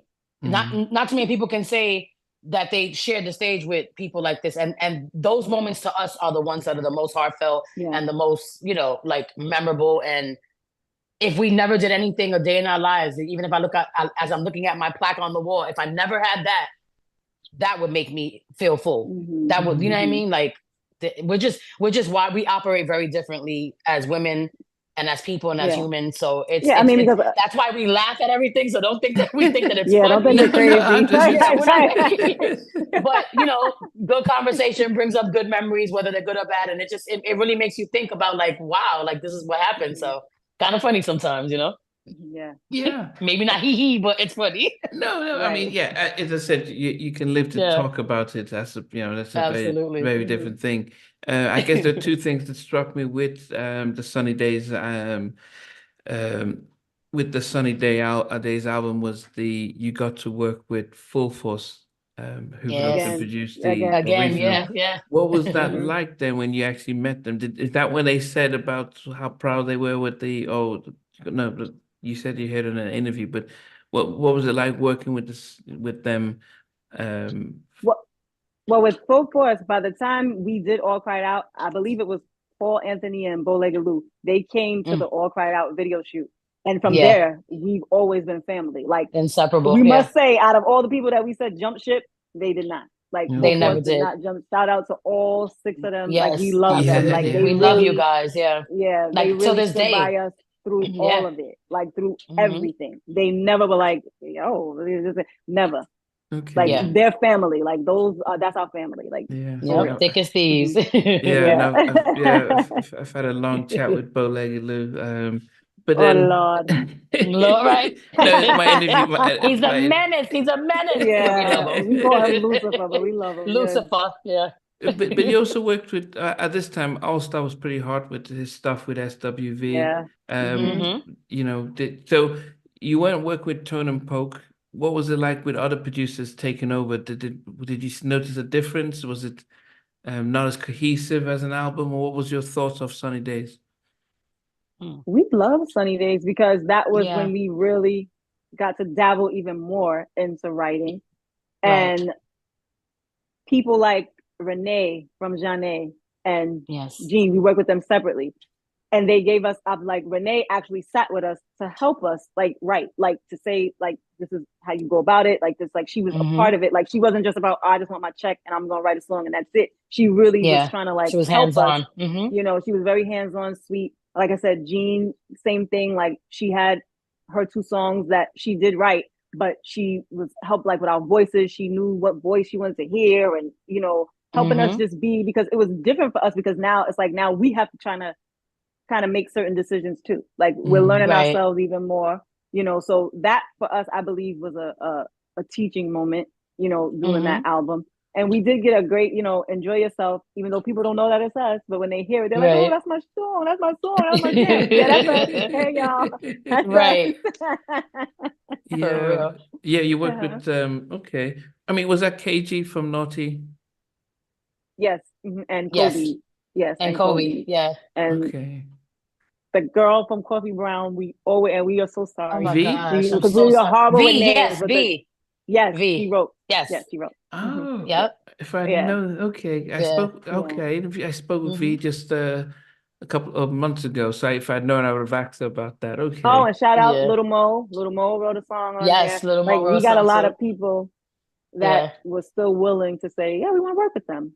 They're dope. We're gonna work with them. You know, so it was a great feeling. We just wish that it could have gotten the push that it should have gotten, but it's okay. Because we push it now.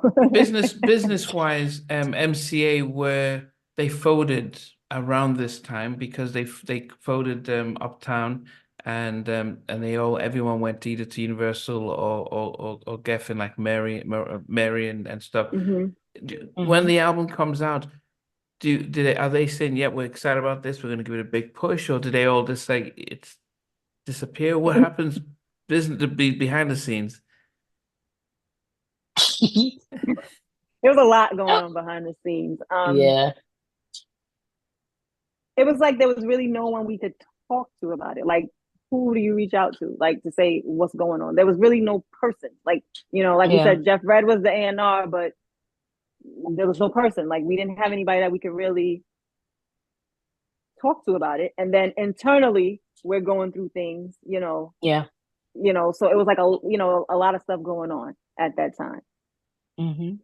But Jeff is your A&R. He signed you on the label. Does he not then think, okay, here's the first single, you know, we're gonna release this. He actually picked Enjoy Yourself. Thank you, Jeff. He picked that song. Okay. And this time you still weren't aware of, did you know about recoupables and the videos and making sure that you're not getting Hype Williams? We were hip to that. Yeah. Okay. We were hip to that. Hype Williams showing up, and then there's a big catering truck. It's like, okay. Right. Yeah. Okay. By then, we were very aware by then. Yeah. Okay. Yeah. But then, so I'm a therapist, and actually that's my 9 to 5. So nice. Oh, we might have to talk to you after the have to talk to you. Yes. Hello. Yeah. But so that's how I'm always curious. So what does this do for the 4 of you when you've been, you know, the people you expected to trust sort of drop you, and then now all of a sudden, you know, you're in this situation at MCA. How do the 4 of you manage as a collective, as a group, in the midst of all this? Barely. Barely. I mean, it was a rough time. Like, I mean, there's no other way to say it. It was a really rough time. We went through just times we didn't know how we were gonna make it through the day. Like, but again, thank God we had each other, because we were able to kind of pull each other up, because sometimes that day would be a little worse than the other one, and you know, and we're like pushing each other to, now come on, let's go. So we had each other. I mean, I feel like if we didn't have each other, I don't know where any of us would be if we didn't, because it was a lot. It was a lot to go through, you know. I think during that time, we really, as women, we experience like true heartbreak. That's kind of how I've, you know, put it together to understand it more for myself. we go through relationships and we go through marriages and divorces and the pain that goes with that. But there was something very unique about the pain that we felt, just having to deal with all of these realizations and not know where to go with it and not know how to salvage it. It was painful. It was sad. It was scary. Like we talk about all the time, we all fell into like this depression where we had to literally dig ourselves and each other out of holes. And I think I was the last one. Like we were all going through this big thing. And I was the last one that Aaliyah called me one day and was like, Sissy, that's it. We got to get up. We got to get up. It was that bad where we just didn't want to do anything. We didn't want to sing. We didn't care if anybody called us for a show. So when you can hit rock bottom that much, and I'm not saying rock bottom financially, I'm not saying rock bottom because we weren't, touring. There's something about how the heart breaks when you can't do what you love. You know what I mean? And you can't even explain why, because it's not because we don't have it. It's not because we're not talented, but because once that machine breaks down, and even with relationships, when something feels one-sided and you can't even speak to your partner, or you can't even look to the side and say, okay, hey, how are we going to fix this? Because that person no longer cares. That's how it felt. It felt like no one cared about how we felt. So now it's okay, here we go again, stitching ourselves back up and getting back out there, Yeah. And not really knowing what it was. At that point, we just said, look, we're going to have to just take accountability for the fact that we didn't care about looking into the things we didn't make the right decisions. And this is why we're probably here, because now we were just kind of like oblivious to shit, oblivious to things and how it was moving. Yeah, it's funny because we always when we do interviews and, because this is the new thing of being, technology and online and everything and people commenting and stuff. And when people say things like, oh, they're bitter and they're this and they're this. Yeah. And what did y'all do? And it's like, we own that we didn't do the right thing as far as what we should have been doing for ourselves. Like we did not. So we take the blame for our part, but it doesn't take away from what was done to us. So when we're being interviewed and we're asked questions and then people from wherever start typing and saying stupidness and, you weren't there, first of all. And it's like, people are asking us to tell our story, asking us to say what happened. But it's like when you do, they rewrite it as bitter, or they try to rewrite it, or they try to say like it was your fault, and not knowing everything that was taking place and how we really had to deal with it. Because again, we didn't really talk about it. Like we didn't have these platforms like it is now to talk about it, like to say, well, this is what went down and this is what, as it was happening. It's years later now that we're bringing it up and we still get people, just saying stupidity because we're explaining what happened to us. This is our story. And I'm not one of those people that says, I'm telling my truth. No, it's the truth. Like there's no truth, my truth, your truth. It's the truth. And that's absolutely. It. Yeah. I think because your story isn't dissimilar to 80% of my previous guests. I don't think anyone who watches here would they'll be like, wow, this stuff was happening to everyone. I guess for myself, I mean, the question I was finding out was individually it was a challenge, but then collectively, these 4 kids who were friends and family friends. Does anyone point the finger at each other, or does it seem as if, man, I would have wanted to do this, or are you guys united in the disappointment, but united with we still want to sing and we'll make it? So what's the feeling like when Sunny Days isn't really making it and you're not getting the sort of the support again and feeling like deja vu? Yeah. Well, I mean, it's no secret that we're now a trio and one of the members is gone. But like we always say, and we've always said it from the beginning of our careers, no one in this group can be replaced. So that's why we never said we could easily got a 4th girl, but we didn't because no one in this group can be replaced. But during that time, that's why I said earlier, internally, we were going through things. And now being older and you think about things and, things that were said or maybe how things were done, and you have to go, I don't know. I know how I was dealing with the heartbreak, as Sissy said, about, everything that was going wrong. So maybe the other girl, her dealing with it made her do what she did. You know what I mean? Not that it makes it right. Not that it makes it okay. It still was a heartbreak because, again, we grew up together. So for that change and for it to feel like oh, you don't want to do this with us anymore? Like, you think you better off on your own kind of way? Like, it was a hurtful feeling. So we're going through breakup with labels. One of us wants And now to do internal. our own thing because I'm popping like that. And it's like, you know, I believe people were in the ear and people were in all of our ears. You know what I'm saying? But we were always strong and we were always united, even in our mess ups. That's one thing. My mom would always say that. She was like, even when y'all mess up, y'all were always together. Like, no matter what, y'all were united. And then when it started feeling like we're not united, that was hurtful too. Because again, we weren't a put together group. We're not like girls that they found at the talent show and was like, hey, y'all gonna sing. We grew. So that's a sister that is like, now you're not our sister anymore. And it hurts. So we had to deal with that. We had to deal with not knowing if we were going to get signed to another label. So we're going through all those things. And it's just, you know, Akisa, even though her baby was our baby, even though the baby's a little older, but she has a kid, we're all trying to figure out how we're going to take this. We got to take care of our family. Like, how are we going to do this? So it was so many things we were dealing with.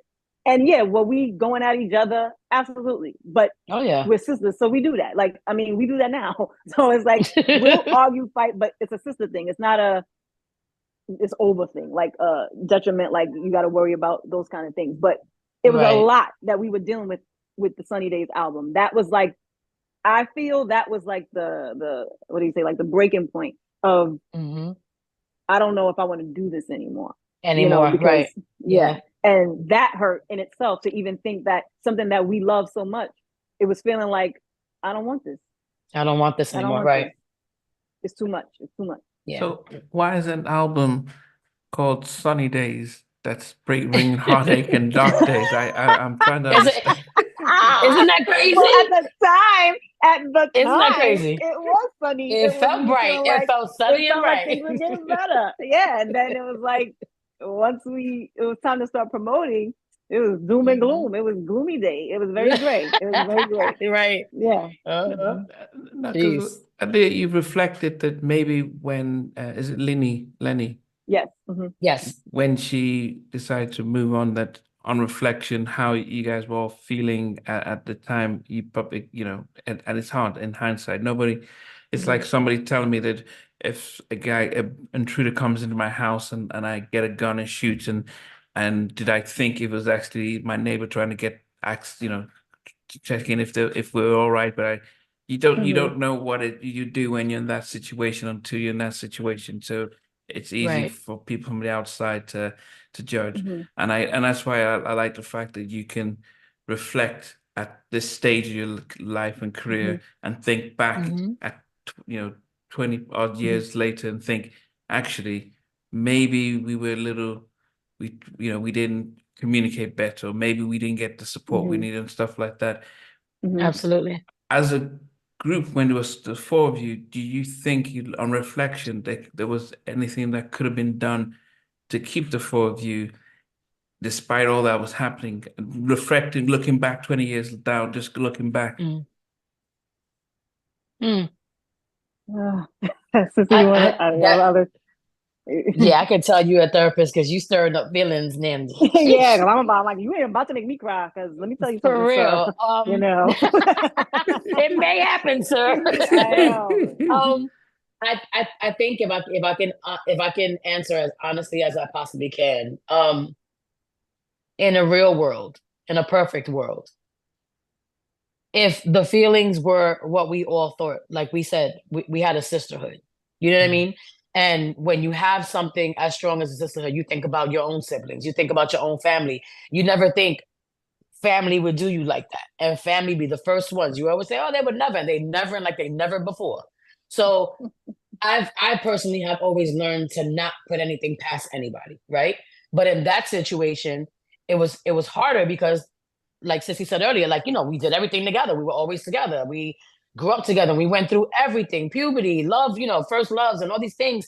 So when you find yourself now in this position to say that you're looking at somebody and you don't even recognize them and you don't know who they are because you're not, you know, you're not in the same place that you were before. Like everything we used to always bring it to the forefront and say, okay, this is what it is. Like Aaliyah said earlier, we would always hold each other accountable for everything, whether right, wrong, or indifferent. You got to stop doing this. You got to do, or you got to do more of this and that. We always held Aaliyah more than anybody because the rest of us, we were like bad, like baby's kids sometimes, you know what I mean? But seriously speaking, everybody had their individual purpose, I should say, in this group. And even when it was in disarray, it still worked. You get what I mean? Not the fireworks. What's going on? I'm sorry. Oh, you got fireworks coming out. It's my peach. Peaches. It's my peach. I'm not getting my heart. Sorry. Oh, there you go. I love you. See? Okay. So like I said, even at those moments where we would agree to disagree or not agree at all, there was always just that one thing with us. So when we got to a point where it was like, wow, like the thing is just done, and not with the rest of us, but to even get to a point to say goodbye to somebody like that, and then look at them and they're not even caring about fixing it. It's just, oh, well, that's how you feel, huh? That kind of attitude. And it's like, you know what I mean? And again, we've been through too much together. We've been through way too much together, right? For you to just simply just throw your hands up and walk away and not feel any remorse about anything. It's insane to me. It's even to this day thinking about the time when I even got in an argument with the other two girls because I wanted to secretly get everybody back together to talk and all these things. And it's like, I did all that. It's like the TikTok now, or did all that for nothing, because the person simply just didn't care anymore. And it was at a point where, like Aaliyah said earlier, it was more about what you wanted and not about what we wanted. We always said, let's elevate together. Let's succeed together. If we're going to get to the Grammy or whatever the goal was, let's do it together. And that wasn't allowed to happen. And it was a very selfish and one-sided thing. So after a while, that was literally like one of the first teachings of, you really can't trust everybody. You can't, no matter how much you love this person or whatever the case may be. There's certain lines that you just don't cross, certain boundaries that you have to have. There's certain respect, girl code, whatever you want to call it. You just don't do it. You just don't do it. And it just blew up in our faces and we weren't ready for it, And even to this day, sometimes we talk about it and we can laugh about certain things, but that was a painful moment for us, for real. Like, very, very painful. Did family get involved? Because you knew the one thing you kept always saying, that we're all with, parents knew each other's families are around. Are they intervening and trying to say, okay, this, we can try and, as an extended nuclear family, we can all try and get things sorted out, or does family just all fall apart as well? Like I'm talking your parents and cousins who were all... our family was definitely trying to get it together, trying to get us to talk, trying to get us, but I'm going to speak for me, and I know this is a me thing. Like, I'm very much, I'm working on it, therapist man. I'm working on it. I know it's something that I have to work on, but I am the type of person that when you do something to me, I don't like Akisa and even Lolly to a certain extent, people could do things, and not to say that they'll be like, oh, you're my buddy, but they can I won't even for example, there was a person, I'm not gonna name any name, but they were our management and they did something stupid. It was so dumb. You got in your feelings and you did something petty. I look at that and go, you tried to play us, so I'm done. Meaning if I see you, I don't see you. So I can see you at an event, I'm not saying anything to you. They can take a picture with the person, not me. Once you do me away, I'm like this. I don't have that thing in me to say, well, let me try or get this person's side. And that's what I feel for me at that time when my mom is saying, you guys need to sit down and talk. And you need to I'm like, no, she did what she did. I'm hurt. I'm done. Because when I'm done, I'm done. So right. I didn't have it in me to do that. And like I said, now me being 47, I'm trying to get to that point where I don't do that, because I do that. Once I cut you off, I cut you off. And there's no, I can't be cordial and you don't exist to me. So I feel like maybe I could have done something better. Maybe if I wouldn't have been so nope, that's it. I'm hurt. That's it. Maybe it could have been a moment. I don't know. Because at the end of the day, we know her too. It's not like we don't know her. We know her too. Right. So, but I can speak for me when I say that maybe I could look back at that and go, well, maybe you should have had enough in you to say, don't be so, I don't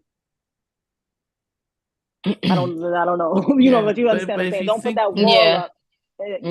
But if you think about it, though, you guys were betrayed by, your So production many. company, your label, your management. So it does feed into who anyone that comes. We need to now start putting up boundaries. So Right. it's not uncommon to be able to then get to a point where, okay, I can't trust anyone. I need to. Yeah, but yeah, I do it. I do it. It don't take much. Like But I know that she said don't have take much. I know that I have a This thing. is Like, true. Yeah.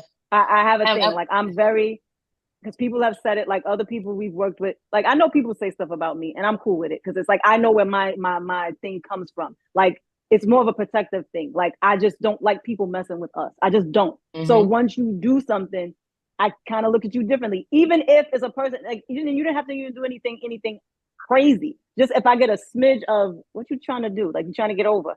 To somebody else, it Yeah. might be like, that wasn't a big deal, Aaliyah. But for me, you tried. So now I got a problem with you because how can I trust you with something bigger if you can try to get away with something a little? And I just have a wall that I can't. It's hard for me. It's hard, Yeah. I'm really working on it. I'm not there, but Yeah. I'm working on it. And And it's funny because now that she's working on it, now I feel like I'm getting to that point where I don't give a hell. Like honestly, because again, when we look at each other and we always say like, yeah, Leah was always so hard. Like she said, she just explained herself in a nutshell. And whether we thought that it was a good thing or a bad thing at this point doesn't matter. She had her reason for that. She had her feeling for that. With me, I was always come on, let's all hug yeah, and she was friendly and always everybody's buddy. I'm always Yeah, giving everybody, the benefit of the doubt. I just want everybody to be happy and smiling and like it. I'm always joking. I'm always this, I'm always that. But I've gotten to a point now at this big age where now I have that same issue. And I don't want to call it an issue, so don't not in that way. no, it's But okay. you know what I mean? Like I'm no, but seriously, like I'm getting to a point now where I'm not as, and I hate to say it, like I feel myself getting very cold and I'm getting to a point where I don't see myself forgiving certain things because again, me especially, and I'm learning this, I can't have a high expectation of things or people. When I walk into a room, I literally walk in and I walk in as myself, unapologetically. I'm honest about it, whatever the case may be. You either like it, love it, go home. I don't give a shit.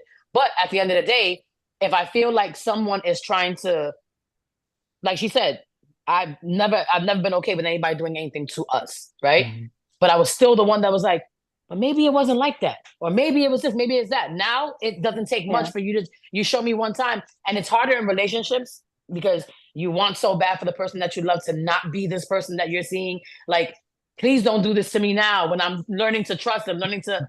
So now I'm getting to because now we're like the Hollywood scares. She's upstairs now. I'm getting to her now to that Virgo side of us because me and Leah are both Virgos, but we're very common. We have a lot of commonalities, but we also have differences. But now I'm seeing why she felt the way that she did now at this age now, and I'm like, oh, I don't want to do this, but people get you to that point where it's like, why do you have to be an ass?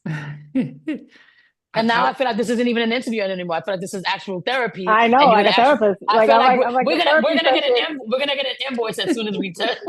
You're gonna hit us with a bill like the Nigga, label. that's what a You're gonna bill, hit us with a bill Nancy. like the label. No. But what But I no, would but I have, get it. I yeah, get what it. I have to Yeah, say to both of we you need guys this. is that the biggest thing is actually to be able to recognize, Right. if you can, if you can't, and most people, the worst is when someone doesn't see it. But the fact that you both can see it is the biggest thing because it's easy to work on, it's easy to make amends. But so that's the amazing thing for both of you guys is you can recognize your strengths and weaknesses, and it becomes easier down the road to be able to make minor adjustments and stuff. So Better that's decisions. Yeah. yeah, and that's why Yeah. I asked you to reflect back from this stage, Yeah. looking back, as opposed to because I know at that stage, as young girls, being in an industry which is one of the worst industries to be in, Yeah. you can be forgiven Yeah. for whatever you did then. But then, okay, so after the heartache of things, you sign. And you decide to name your third album, Chapter 3. The desire to get back into singing, who's pushing you? Because you're talking about different managers. Are you getting another manager who's saying, "Okay, girls, let's regroup, let's rebrand," or what's happening at this stage? Yeah, for Chap, because again, even though we would say, you know, we're done, I'm done, I don't want to do this anymore. We still would travel. We're still doing shows because people still want to hear what they know. So we were still doing shows, and the management that we had at the time, I believe, I believe it was the management that we had at the time. Did they know Ron? How did that work out? I don't remember. But however it was, they knew Yeah, yeah, Ron. they, yeah. Ron, Mm-hmm. well, Ron Meta World Access, Peace. Sorry, Meta we World. don't know Ron Access. But yeah, We know him as Ron. and they knew he was trying to start a label, and Right. we already knew that we were going to get backlash because, you know, people always make fun of basketball players or athletes when they try to get into the music industry. But we felt like he was trying to do it in a different way. It wasn't so much about him being an artist. It was more like, you know, I love music, so I want to, you know, give music to the world from people that I like. And he was a fan of ours. Like, he was like, I love y'all. Like, y'all are one of my favorite girl groups. And we were like, wow. And that made us feel amazing. And he just felt like, you know, y'all just need the opportunity to get out there again. Like, really get out there again. So we thought, again, all right, this is the time. This is The light at the moment. end of the tunnel. Right. Yeah. Right. This is the moment. This was actually our sunny day. Right. Especially after what we went through with the fourth member and all the label stuff. And then we would think, well, this is independent. This might be better. We have more control. This could be a good thing for us, you know.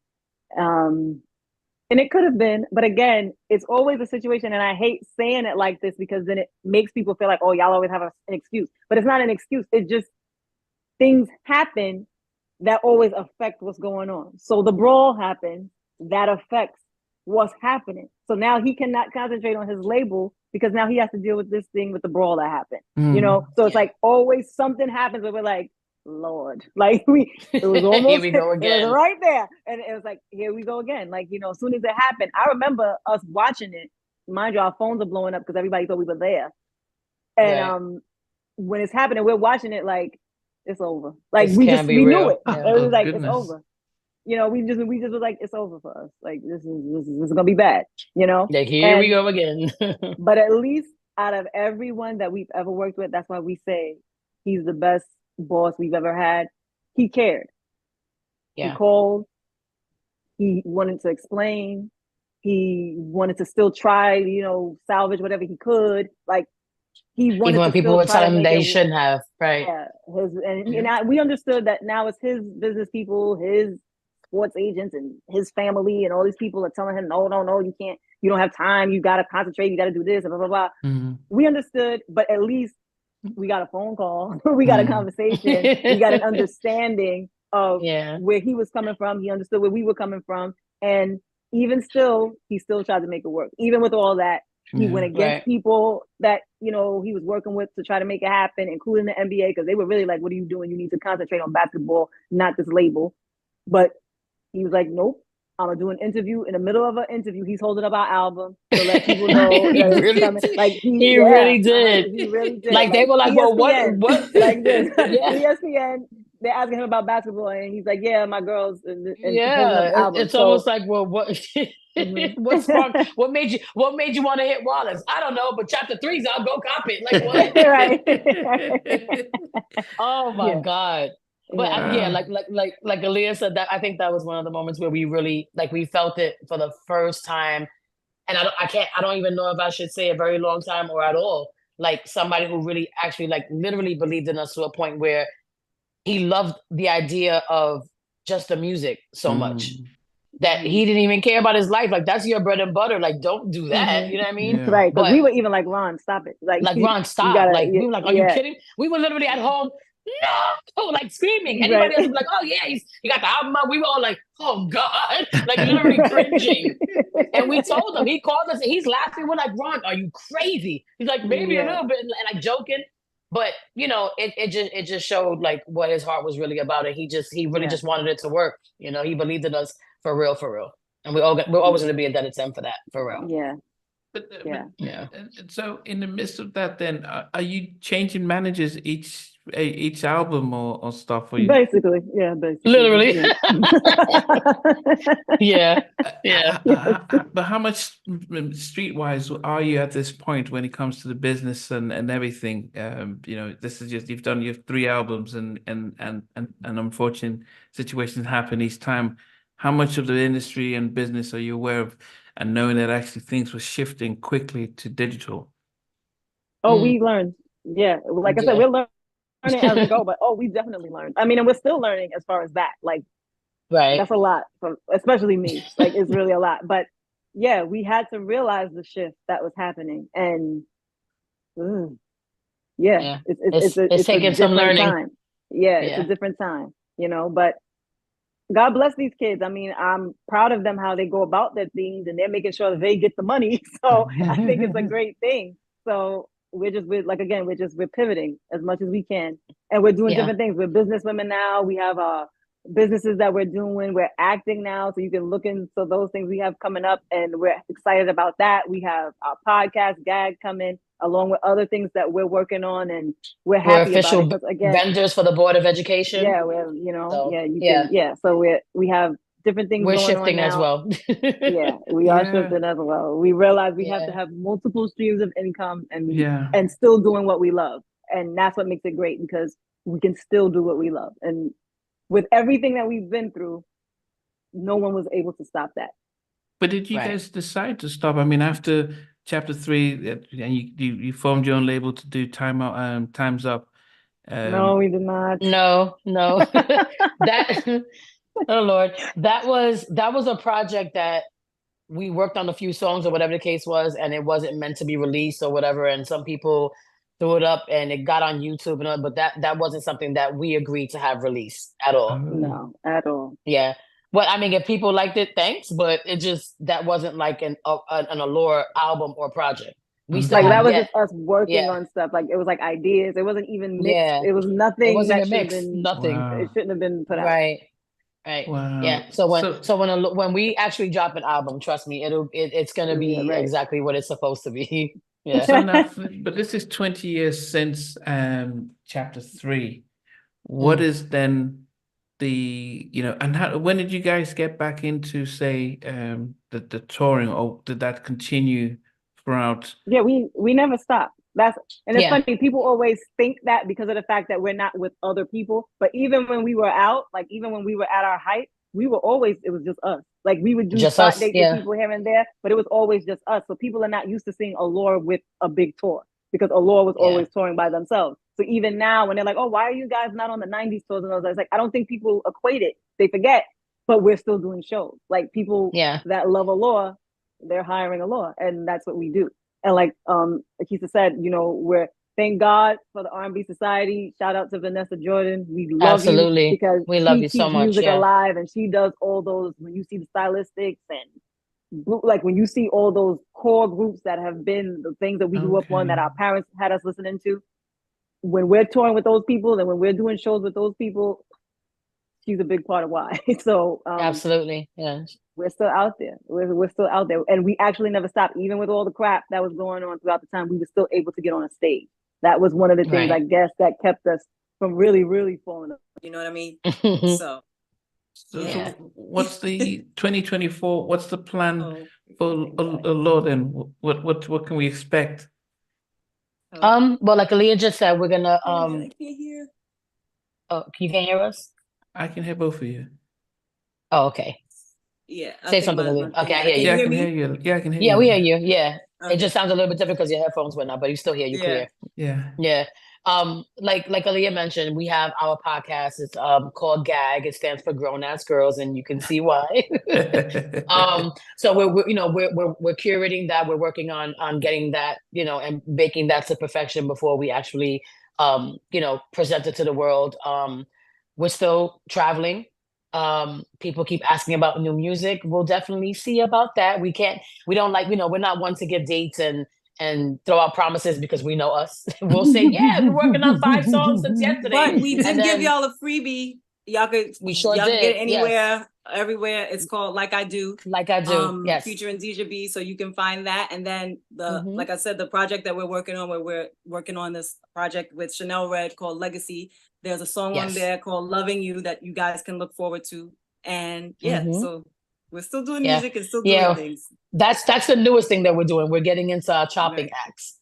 Our chopping acts? Wow, our acting chops. Okay, I was thinking, okay. Yeah, we've always talked about, wanting to act. We've done little things here and there throughout our careers, like little chopping acts. I was like, wow, that was a nice one.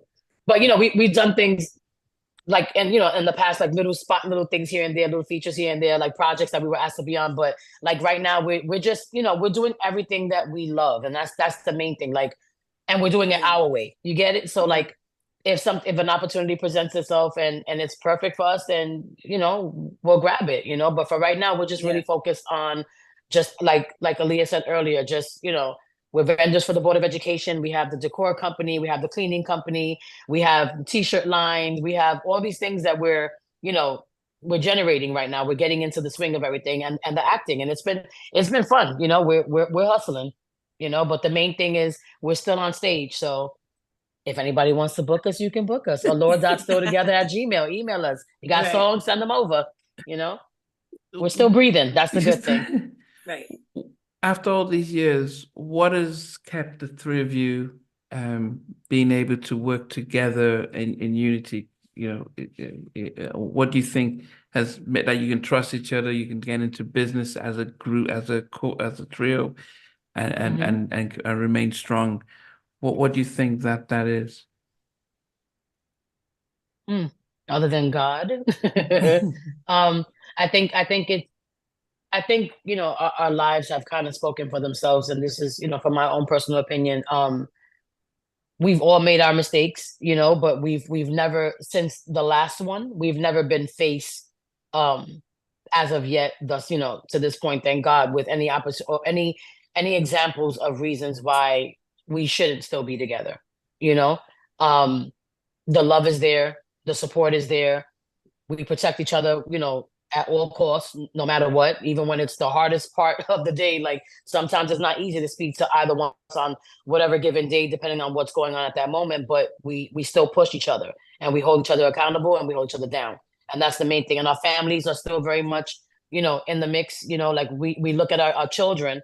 And for me, that's one of the biggest things. Like I see how we're all connected to each other and our babies. You know what I mean? Like before it was just me. Now we're all babies. I'm a grandmother twice. So when you look at your life and you look at your village, so to speak, like they say, it takes a village to, you know, to raise children. It's taken a village for each of us individually and for each other. Like we are our own village. So we know that if that falls apart, then it's done, you know, but the love is still there. The passion is still there. And, you know, like I said, as long as these feet keep moving and God keeps saying, wake up. Every day that God wakes us up and says, you got one more chance to get it right. And you don't have to worry about the future or the past. I've learned that you worry about the 24 hours that you're in at that moment, worry about the present, and then everything will work itself out. That's how I'm trying to get through life, you know? So that's just my 2 cents. No, that's good. I know the fans would always ask that, and I act the same with Mike and Slim, you know, because they're now the two with 112 without Q and Barone. Is there any, would there ever be an opportunity for the four of you to ever do something?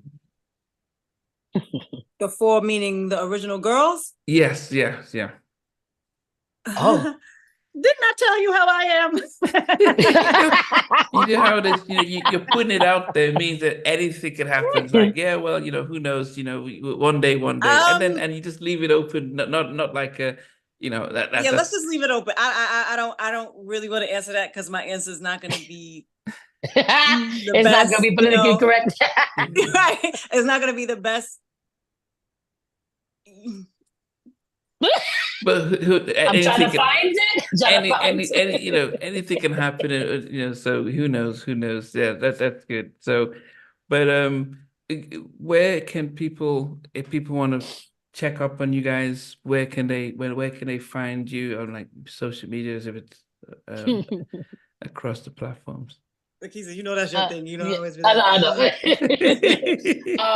Okay, so we have a YouTube channel, Official Allure. We're working on, well, I have to get busy because I'm like the more savvy one. So we're going to try to like, you know, fix it up and add some more stuff.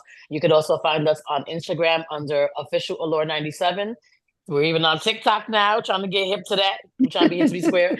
Official Allure 97 on that. And we're working on our Facebook page as well, but you can find us under Allure Live. We're going to probably update it, you know, and get some things going, but That's pretty much how you can find us. And like I said earlier, if you're a producer, if you're a director, if you're anybody who has a tour and you're interested in having little old Allure come on board, you can email us at allure.stilltogether@gmail.com, and you can contact us directly and speak to our team. Shout out to our managers, Jay Parks and Be Fine. And yeah, the whole team, Justin, Luciano, the moms and dads, the babies, the puppies, all that good stuff. Yeah. They're all a part of the process. So They yeah. sure are.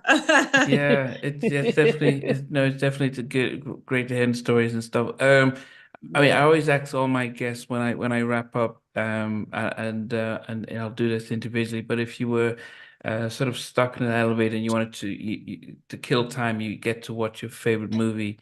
Akeisha, what would be your favorite movie that you'd watch? Wow. So many. There's so many. But because our... I know, no, we all have our favorites, but because me and Sissy, I know we always, you stole my answer. We always say the same thing. So I'm going to let her do what I know she's going to say. And I think I will probably go with Imitation of Life. Oh, I don't know. What? Okay. You've never seen Imitation of Life? No. Who didn't see that? Who's in that? Nancy. Yeah. Who's in that? Imitation of Life. Okay, so don't get me to lying about the act. He didn't see that? It. No. No. Oh this gosh, you gotta see that movie. This interview is over. What? So mind you, don't get me to lying about the actors' names because I really couldn't, I never remember. Imitation of Life was one of my mom's favorite movies, and it's just one of those movies that if you don't experience it, if you don't watch it and see how it affects you, you're never going to be the same. That's all I'll say. You have to watch that. Please watch it tonight if you can. Look it up. Imitation of Life. It's an old movie. Oh, okay. You're talking about 1959. Yes. Aaliyah's leaning in, giving you the side eyes. You got to watch it. Yeah, I'm okay. Because I used to get 1959. It came out. I'm thinking, what? I was thinking, what did I grow up to have? 59. That's quite. I mean, you're talking. Even Gone with the Wind was newer than that. 59. Well, yeah. Okay. But that was one of the first movies that I saw. There's two. Yeah. So remember, there's two. Oh, so is yours the newer one or the older one? Both of them. I love both of them.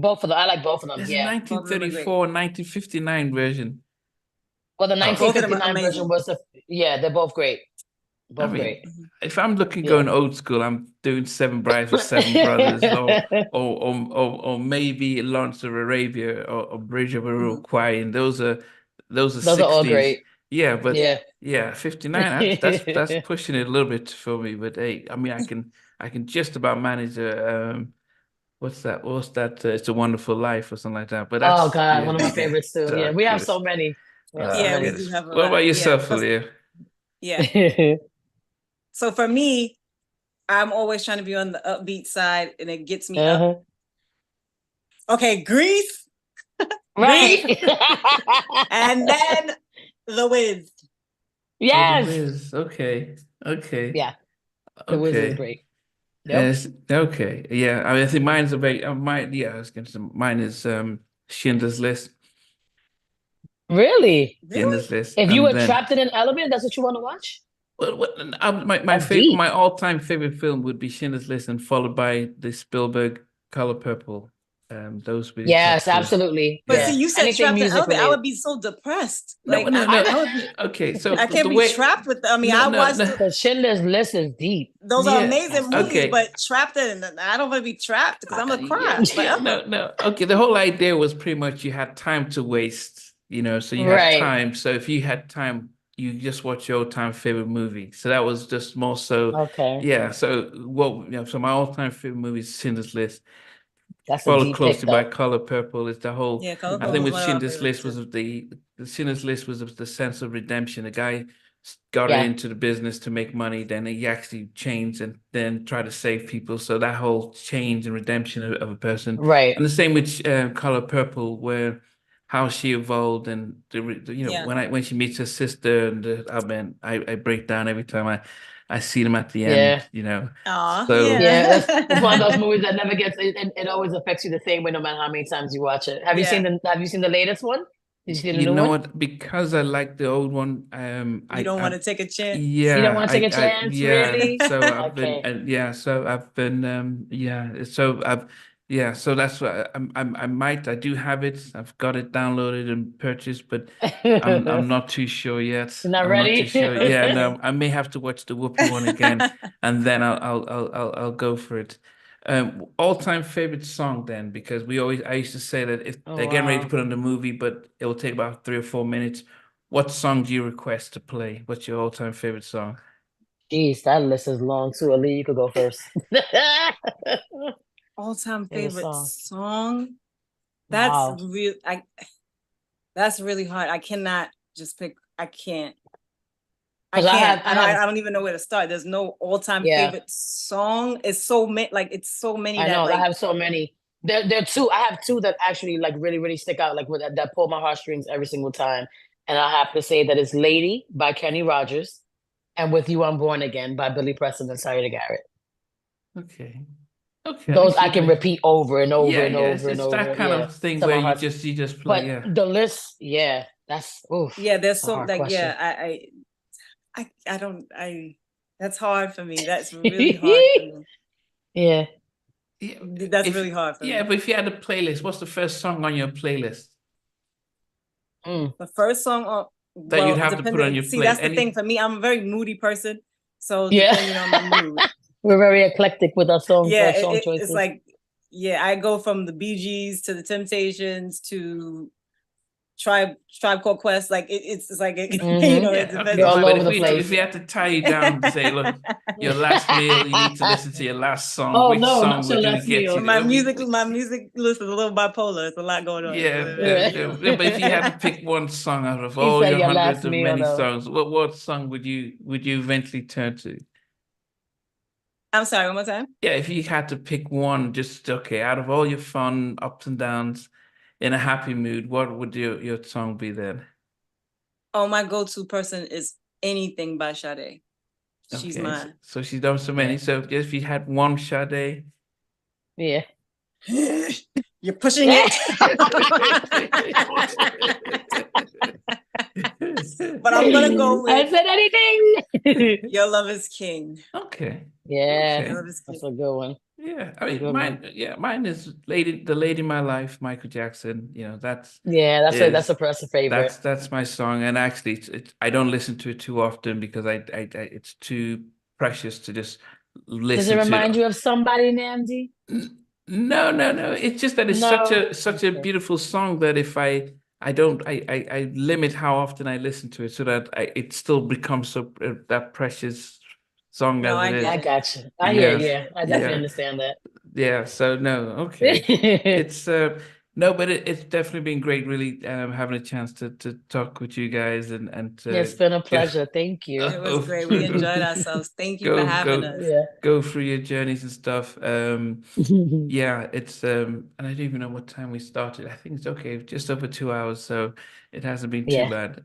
It's I think it was about 3.5 hours with Tracy Spencer. So it's Oh Oh wow. wow. Oh, Tracy. We so love what her. We happens love her. when you have yeah, so and the idea is always when it's when it's a group, have to make sure you can get everyone involved. It's a little bit Yeah. more tricky, but yeah, I appreciate the fact that you guys were able to Well, be I must open. say, it also makes a great thing when the person that's doing the interviewing is great Yeah. because it makes it feel like it doesn't make it feel like 2 hours. It feels like we're just having a nice Right. conversation and it feels great. So Absolutely. shout outs to you for that. Thank you. We really Absolutely. enjoyed Yeah, this you conversation. did your research and you opened up stuff that maybe we weren't ready for, but that's a Yeah, therapist. you almost made us cry. We was about to Almost beat made you us up, but it's cry. okay. I laughed with a couple of tears, but no, but yeah. We That's awesome. love great conversation and good questions and things that really bring out just the passion of it all. So we appreciate you for that. Yeah. Thank you. Yeah, but I didn't realize what you guys have, I think I started in lockdown because I thought when we were in lockdown, I wanted us to be able to hear positive stories and see how people, and then I started interviewing recording artists to celebrate their careers. Unfortunately, every story was very similar to yours, and I was like, what? We used to see guys in videos thinking, oh man, you guys are making so much money Yeah. during lockdown, just relax and chill. And we didn't realize how much of a challenge it was. But the idea then became, it's not many of us who can. Many people can sing, but not many people could sign a record, get a record deal, have a top 5 Billboard hit, tour, do all these things. So despite all of that, you guys made it out, created a name for yourself. Despite the setbacks, you're still together, still performing, and that's supposed to be the silver linings. That actually it was tough. Absolutely. But we're still here, and that's the nature of this. There's always a happy ending in some ways, and even if it's even throughout the storm, we started to be able to see the sun at the end, and we're still doing things. So that's the whole nature of what we're going through. So it isn't. Damn D. I told you, you're pushing it. I told you. We appreciate those words, and thank you. You got me. Thank you. Oh, no. Thank you. Yeah. We thought we was gonna make it. Almost did. No, but I appreciate you geez, guys. I might have to hire you after all. No, I do appreciate the fact that you Lord. guys have really been open and I appreciate where you guys are now, and that's supposed to be an inspiration for anyone who's listening, who are going to be listening and watching, to say, it's tough, but you guys really have ridden the storm and stuff. So yeah, so I can't wait to, I know that new music is people talk about new music is tough, but we can't wait to see you guys on stage singing and shining and smiling and stuff. And so Thank you. yes, We appreciate that so much. Hopefully we'll see you in the UK sometime soon. Absolutely. well, I would definitely hope so. That would be awesome. Yes, I'll definitely hope so. Any showcases? Did you guys ever, on your YouTube channel, were you guys ever doing a collection of your hits and acoustic and performing and stuff? Will we see that on your YouTube channel? Yeah, you get we got things in the works. Okay. Yeah. We have things Yeah, in the we works. got some things planned. Yes, absolutely. Okay, no, yeah, you that'll be can good. definitely look forward to some new stuff. Yeah, we're working. Yeah, that's good to know. Okay, well, I've kept you guys, and I appreciate your time. And It was actually, when awesome. you guys Thank you. are ready to launch or do something, then hopefully all 3 of you can be on, and we can come back again. And actually, next time we'll Yes. probably do it live. And when we do live, it means those because when I do it this way, I put it out in, say, part 1 to 15. But when we do it live, people are able to comment and ask questions. So whenever you guys are ready to come out with stuff, a new album, or sorry, you relaunch your channel or whatnot, just then we'll reschedule and do a live one at that time. Absolutely. Thank you so Yes, much. We that sounds appreciate great. Yeah. Okay, guys. Well, I appreciate your time, and I will sneak this imitation of life to see if it's worth the hype that you guys Next are time we both talk to you, we're gonna have questions. You're gonna get a quiz. Yeah. So Yeah. yes, still watching. I'll do that. Well, thank you, strong New York ladies. I can, Thank you know, when you. you think Thank about you. it, Leah, you talk about that image, and so I'm like, oh, she's from Brooklyn. That's how Brooklyn girls. So we're outside with the Brooklyn girls are really tough, and we fight. And it's like it's part of the neighborhood, so we're fine. Okay. The Brooklyn way. Okay, we'll see you guys. We'll see you later then. Definitely. Okay. Take It care. was awesome. Thank you. Bye. Hey guys, thanks for watching. Thanks for being a part of Halftime Chat. Please remember to subscribe, share, and comment. But most importantly, why don't you become a member of Halftime Chat? We've got amazing videos, amazing perks, and being able to support the channel. But anyway, thanks for watching. Take care. I never participated in that category. And somewhere in between us for even loving us, on which I didn't miss you with. What was it like growing up? She's still making an impact on 4 houses down. I have a couple pieces. trying to get this one and that one. That works for you, but just for me, No. Okay, you're okay. They don't understand what Jonas Boys winning all spirits. Lay it. And all these guys, they all work together. I mean, I love all different